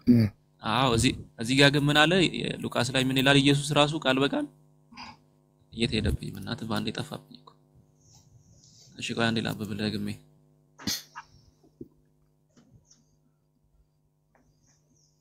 እሺ ሉቃስ 5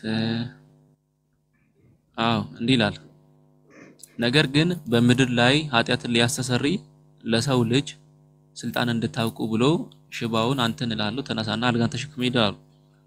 ማን ነው? ለሰው ልጅ ነው አይደለ? ኃጢአት ምንድነው? ኃጢአትን ሊያስተሰርይ ዘንድ ስልጣን እንዳለው ያለው የሰው ልጅ ነው። የሰው ልጅ ማለት ሰው ነው። የሰው ልጅ ማለት ሰው ነው። ሁሉም ሰው ማለት ነው።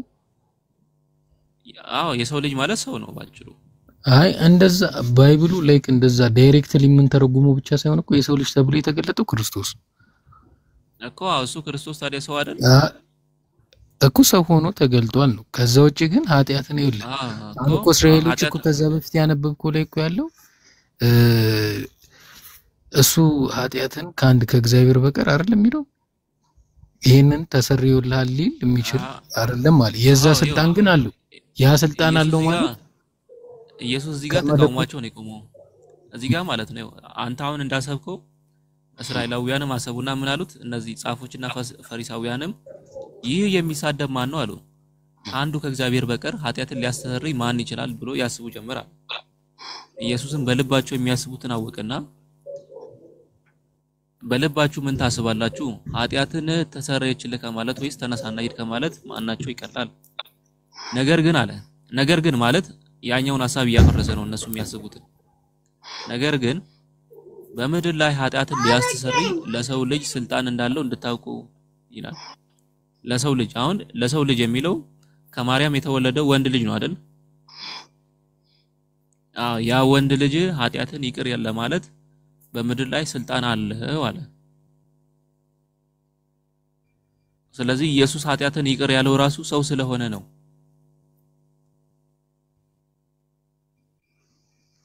ይሄ ደግሞ ከአባቱ እንደተቀበለ እናያለን።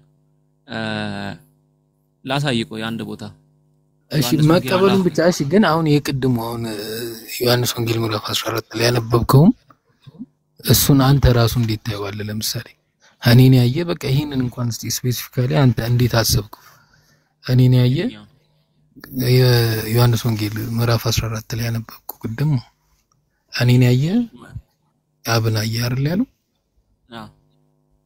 አይደለም የሚለው እሱ ምን ሆነ? አሁን እኔን ያየ አብን አየ የሚለው አንተ አልተረዳውም እኮ እንዴ? እኔን ያየ አብን አየ ማለት እኮ ኦሬዲ እኩሌታውን እኮ ነው የሚገልጸው አይደል? እኩሌታውን አይደለም የሚገልጸው። ከዛም ውጪ እኩሌታ አይደለም። አሁን ለምሳሌ ኢየሱስ እንዲህ አለ አይደል? ቁጥር 7 ላይ እኔንስ ብታውቁኝ አባቴን ባወቃችሁት ነበር አለ። አሁን ኢየሱስ እናውቀው እንዴት ነው አብን የምናውቀው? ኢየሱስን ማወቅ እንዴት ነው አብን ማወቅ የሚሆነው? እንዴ ቀደም እኮ አሁን ልክ ያልኩ እግዚአብሔርን ያየው የለም አንድያ ልጁ ተረከው ይላል። ሂዝ ዘ ፊገር ሆኖ ነው የመጣው ወደ ምድር አይደለ? ሂዝ ዘ ፊገር የኛን ስጋ ለብሶ ግን ፊገር ምሳሌ ግን አሁን ለምሳሌ መለኮት እሺ እዚህ ጋር እንጨርስ ወንድሜ። እዚህ ጋር ማለት ነው እኔንስ ብታውቁኝ አባቴን ደግሞ ባወቃችሁት ነበር አለ። ኢየሱስን አሁን ለምሳሌ ኢየሱስ ምን ብሎ እወቁኝ አለ? እኔ ክርስቶስ ነኝ አለ አይደል? ኢየሱስ ክርስቶስ እንደሆነ ስናውቅ አብን እንዴት ነው የምናውቀው አለ? ካሁን ጀምራችሁ ታውቁታላችሁ አይታችሁትም አለ። እኛ አብን አይቶ ነበር እንዴ እነዚህ ሐዋርያቶች? አብን ያዩ የለም እኮ። እዚህ ጋር ግን ምን አለ ኢየሱስ? እኔንስ ብታውቁኝ አባቴን ደግሞ ባወቃችሁ ነበር። ካሁን ጀምራችሁ ታውቁታላችሁ አይታችሁትም አለ። አብን አይታችሁታል እያለ ነው። እንዴት ነው አብን ያያችሁት ብለን እንጠይቀው። አሁን ፊልጶስ ግራ ቢገባው አብን አሳየንና ይበቃናል አለው። ኦሬዲ ሊሄድ ነው ስላለም ነው አይደል? የመጨረሻ እንትኑ ላይ ሊሄድ ነው ስላለ ብቻ ሳይሆን አብን አይታችሁታል አለው። ኢየሱስ ግራ ገባው ሲጋ ከዛ ፊልጶስ መለሰና አብን አሳየንና ይበቃናል አለው። ኢየሱስ ደግሞ ተገርሞ እንዴ እስካሁን ከኔ ጋር እየኖርክ እንዴት ነው አታውቀኝም እንዴ ያለ? ከናንተ ጋር አታውቀኝም እና እኔን ያየ አብን አይቷል አለ። ኢየሱስም ማየት እንዴት ነው አብን ማየት የሚሆነው ብለን እንጠይቅ። እንዴት ሳንተ አብን አሳየን ትላለህ? እኔ በአብ እንዳለው አብን በእኔ እንዳለ አታምንም አለ። አሁን አብ በኢየሱስ ውስጥ አለ እንበል ወይም ደግሞ አብ በኢየሱስ ውስጥ ሆኖ ይሰራል። አብ በኢየሱስ ውስጥ ሆኖ ሲሰራ አብን ምንድነው ኢየሱስን ማየት አብን ማየት ነው እንላለን። ምን ማለት ነው? ኢየሱስ ሲፈውስ ይሄ ስራ የሰው ስራ አይደለም ወይም ደግሞ የኢየሱስ ስራ ብቻ አይደለም ከአባቱ የተነሳ የሚሰራው ስራ ነው ብለን ነው የምንረዳው። በአባቴ ስልጣን ወይም ደግሞ ኢየሱስ ምን አለ? በአብ ስም መጥቻለሁ ብሎ ስለሚናገር ማለት ነው። እኔ የምነግራችሁ ቃል ከየት ወጥቶ መጣ? ከአብ ወጥቶ ነው የመጣው። እሱን አስረዳለሁ። እኮ መውጣት መውጣት ማለት በሌላ መንገድ ነው። እቺኛውን እንጨርሳት። እሺ እኔ የምነግራችሁን ቃል ከራሴ አልናገረውም ማለት ነገር ግን በእኔ የሚኖር አብ እርሱ ስራውን ይሰራል አለ። አሁን ኢየሱስ መልሶ ምን አለ? እኔ የምናገረው ቃል የራሴ አይደለም ማለት ቃሉ ራሱ በእኔ የሚኖረው የአብ ቃል ነው ያለ ነው። ስለዚህ ኢየሱስ የሚናገረው የራሱ አይደለም። ኢየሱስ ሲፈውስ አብ ያሳየውን ነው የሚያደርገው። ኢየሱስ ሲፈውስ ከራሱ የሆነውን አይደለም አብ ያሳየውን ነው የሚያደርገው። ስለዚህ ምን አለ? ነገር ግን በእኔ የሚኖር አብ እርሱ ስራውን ይሰራል። እኔ በአብ እንዳለው አብን በእኔ እንዳለ እመኑኝ፣ ባይሆንስ ስለ ስራው እመኑኝ አለ። ስለዚህ ኢየሱስ ሲፈውስ የነበረው ስራ የኢየሱስ ስራ ሳይሆን የአብ ስራ ነው ማለት ነው። ስለዚህ በዚህ መንገድ ኢየሱስ የሚፈውሰውን ያየ ሰው አይ ይሄ የኢየሱስ ስራ አይደለም ይሄ የአብ ስራ ነው ብለህ ነው የምትሄደው። ምክንያቱም የአብ ስራ ነው ብለዋል ኢየሱስ ራሱ። ስለዚህ አብን ያየ ኢየሱስን አየ ማለት ይሄ ነው።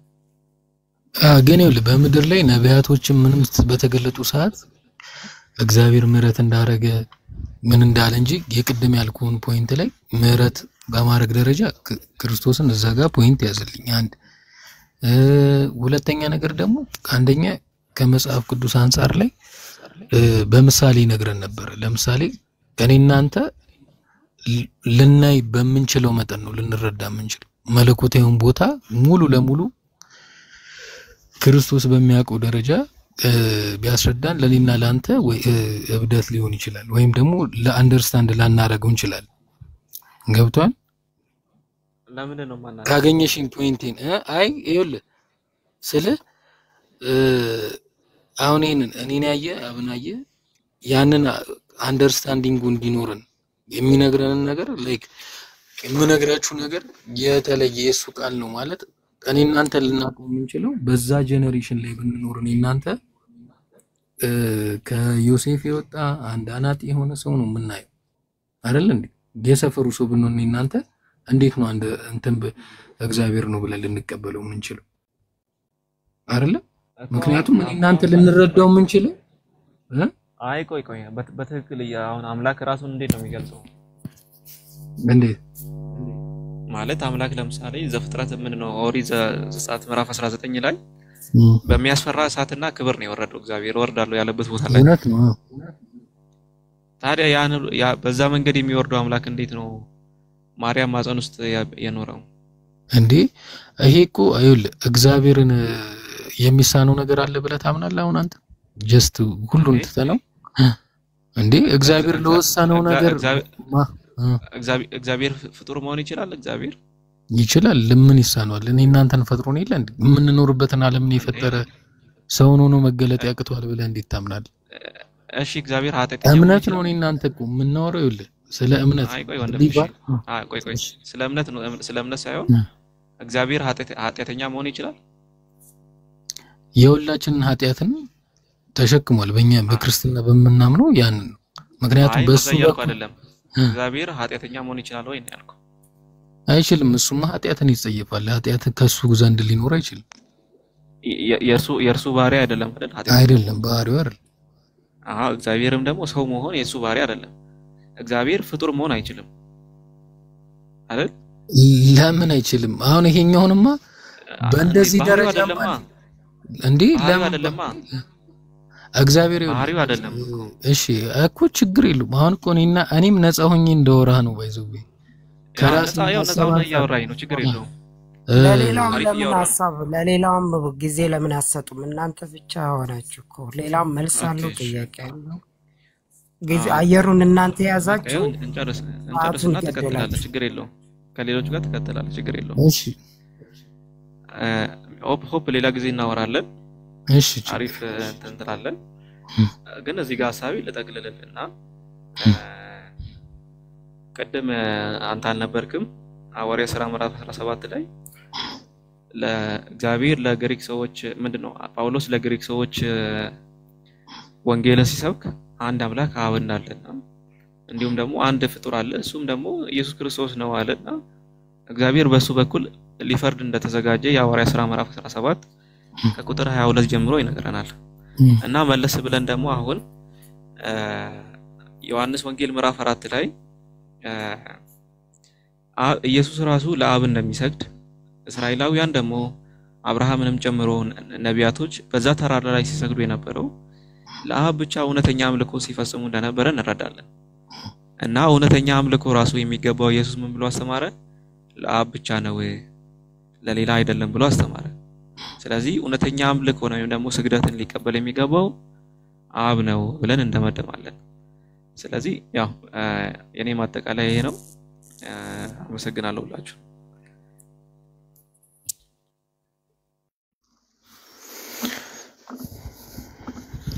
እሺ ብቻ ሌላ ቀን ወይ ደግሞ በሰፊው እናወራለን ወይም ፎሎ አድርገኝና እኔም ፎሎ አደርጋለሁ እንትንላለን። በቃ ና ሌላ ቀን ያው ፎሎ አድርጌያለሁ። እሺ ግን ብቻ ፈጣሪ ላይክ ፍጡር የመሆኑን አቅም ያንሰዋል ብለህ ግን የመገመቱን እንትን ብቻ ኤኒዌይስ አይ አንዳንድ እስቲ እንዴት ነው አሁን ቆይ አንተ እንዴ አሁን እግዚአብሔር አንተ ምድርና ሰማይን በቃሉ ከዘረጋ ብለን ምናምን ህዝቦች ነን ሁላችን በእስልምና ራሱን ወደ ለምሳሌ ወደ ጉዝ ነገር መቀየር ይችላል። እኔና አንተን እኔ አሁን ጨርሰናል እኮ ችግር የለውም። አይ የኔን ሐሳብ ደግሞ ልንገርህ የኔን ሐሳብ አንድ እሺ አንድ የኔን ሐሳብ ልንገረውና በቃ እኔ አቆማለሁ። እኔ አቆማለሁ። አይ አታቆም። እኔ ልመልስልህ። እግዚአብሔር የፍጥረት ሁሉ በኩር እንደሆነ ታምናለህ አይደል? ሁሉን ያስገኘ የፈጠረ እሱ እንደሆነ ታምናለህ አይደል? አምናለሁ። ቀደም አንድ ነገር ስትናገር ሰምቻለሁ። እግዚአብሔር ሁሉን ማድረግ እንደሚቻለው እንደማይሳነው ስታወራለት ነበር አይደል? ታዲያ ይህን ሁሉን ማድረግ የሚቻለው አምላክ ዓለማትን በፈጠረበት በልጁ ሁሉ ወራሽ ባረገው በእርሱ ገለጸልን ያሉት ሐዋርያቶቹ አይደል? ይሄን ቦታ አላነበብክም? ዓለማት በምን ተፈጠሩ? እግዚአብሔር ዓለማትን እንዴት ነው ፈጠረው? ሰማይ እንዴት ይሁን አለ? ወቹን ቀላያቹን፣ ፀሐይ፣ ጨረቃን፣ ምድርን በምድርም ያሉትን ሁሉ በባህር ያሉትን ሁሉ እንዴት ነው ያዘጋጀው? እንዴት ነው የፈጠረው ብለህ ነው የምታምነው አንተ? እስቲ ወደ ክርስቶስ ሳንመጣ ማለት ነው። በቃሉ ነው ሰማይ ይሁን አለ አይደል? ሆነ አይደል? ሆነ። ምድርም ይሁን አለ። ብርሃናትንም ለየ በቃሉ ነው። በቃሉም አጸናቸው። ስለዚህ መጽሐፍ ቅዱስም ሲናገር ዓለማትን በፈጠረበት በልጁ ሁሉ ወራሽ ባረገው በዚህ ዘመን መጨረሻ ለኛ ገለጸልን ያለው ቀድሞውኑ በመንደና ለአባቶቻችን ለሐዋርያትና ለነቢያት በተለያየ መንገድ ቀደም እሱም ጠቅሷል። ዘጸአት ላይ ነው መሰለኝ የጠቀሰው ነገር አለ። እግዚአብሔር በብሉይ ኪዳን ዘመን ሲገለጥ በሚያስፈራ ግርማና ኃይሉ ነው። ለዛውም የማይታይ ነው፣ ማንም አላየው። ገና ሙሴን ሊያነጋግሩ ወደ ተራራው ሲገለጥ ሲና ተጨስ ነበር። ከራይነር ጋር ቀጥል እስቲ። ከራይነር ቆይ እሱን አንዴ ሆፐር ላሳጠርና ያቆማል። ያዳምጥ። ቆይ እሱ ብዙ ስላለ ነው ያዳምጥ ነው። እሺ ላቆም። በቃ አቆም ያለውሽ ደከመኝ ዴ ተባረኩ። እሺ አሰፋይ ስላሰማኝ እሺ እንትን ራይነር አንድ ሐሳብ ግን አሁን ቅድም ካልከኝ ጋር ይሄ ጀስት ከኔ ፖይንት ኦፍ ቪው ነው እምልህ። ይሄ ይቻላል አይደል? በሐሳቤን ሰማለሁ። እሺ አሁን ለምሳሌ ማለት ነው እኔ እናንተ በየትኛውም እጃችንን አውጥተን የመጣንበት የፍጥረት ዓለም የለም አይደል? እዚህ ምድር ላይ ስንፈጠር ፈጣሪን የፈጠረን እና ፈጣሪም ለፈጠረን ነገር ኃጢአት የምንለውን ነገር የምንየውን ነገር የወደቀውን በአዳም በኩል በመጣ ስህተት አይደል ሁላችን ወደቀን እንደሚባል በአንዱ በክርስቶስ በኩል ደግሞ ሁላችንን እሱ ሰው ሆኖ አይደለ እኛ የፈጠረን ካለው ታላቅ ፍቅር አንፃር እሱ ሰውን ቢሆን የእግዚአብሔርን ፍቅር ያሳያል እንጂ እግዚአብሔርነቱን አያሳንስበትም። እኔ የማምንበት ወይ ማለት ነው። ምክንያቱም ለኔና ላንተ የሚኖረውን ፍቅር ነው የሚያሳየው። ገብቷል እንጂ አሁን እሱ ሰው የመሆኑ ነገር እንዴት መለኮት ሰውን ይሆናል ልንል አንችልም። ምክንያቱም እኔ እናንተ አዋተን የመጣንበት ምድር የለም።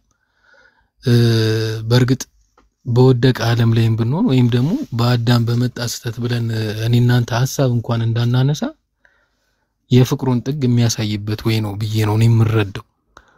አንተም በዛው እግዚአብሔር ብታስብ ሁሉን ማድረግ የሚችል ከሆነ እንግዲህ ሁሉ በርግጥ እግዚአብሔር ሁሉን ማድረግ ይችላል።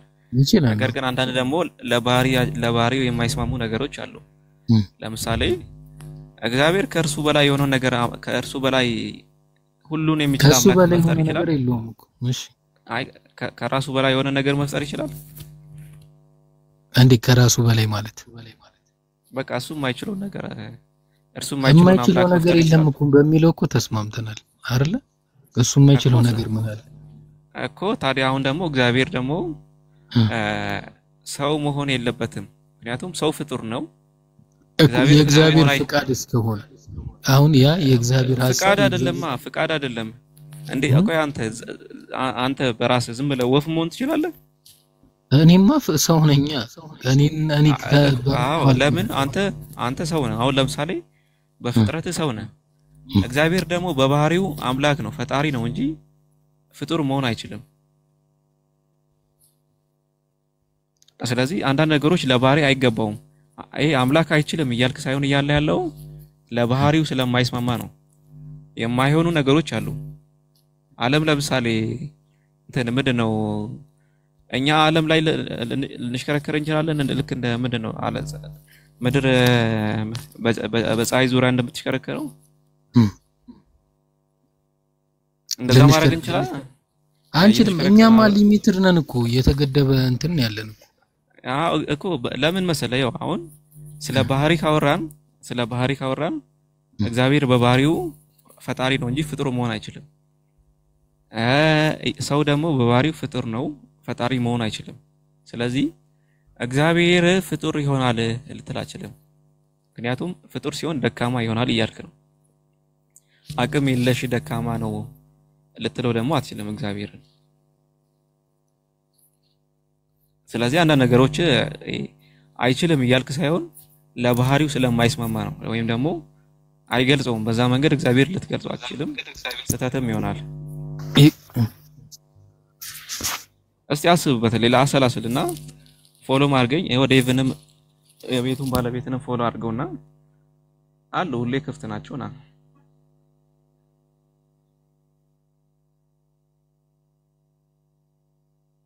እሺ ወንድሜ ሆፕ ሁላችሁም ደህና አደሩ። አመሰግናለሁ።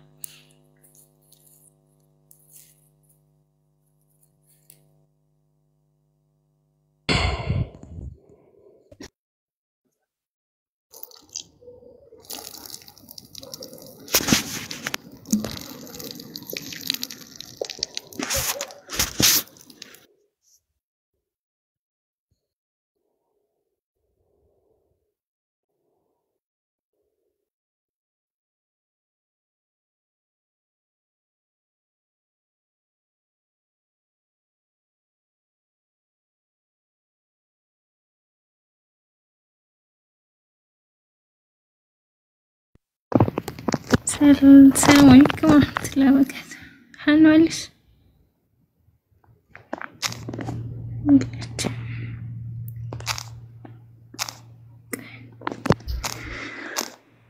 دي بوتينيا دي فيديو فين لله ملكة مدار ما إنه ملكة مدار يرشو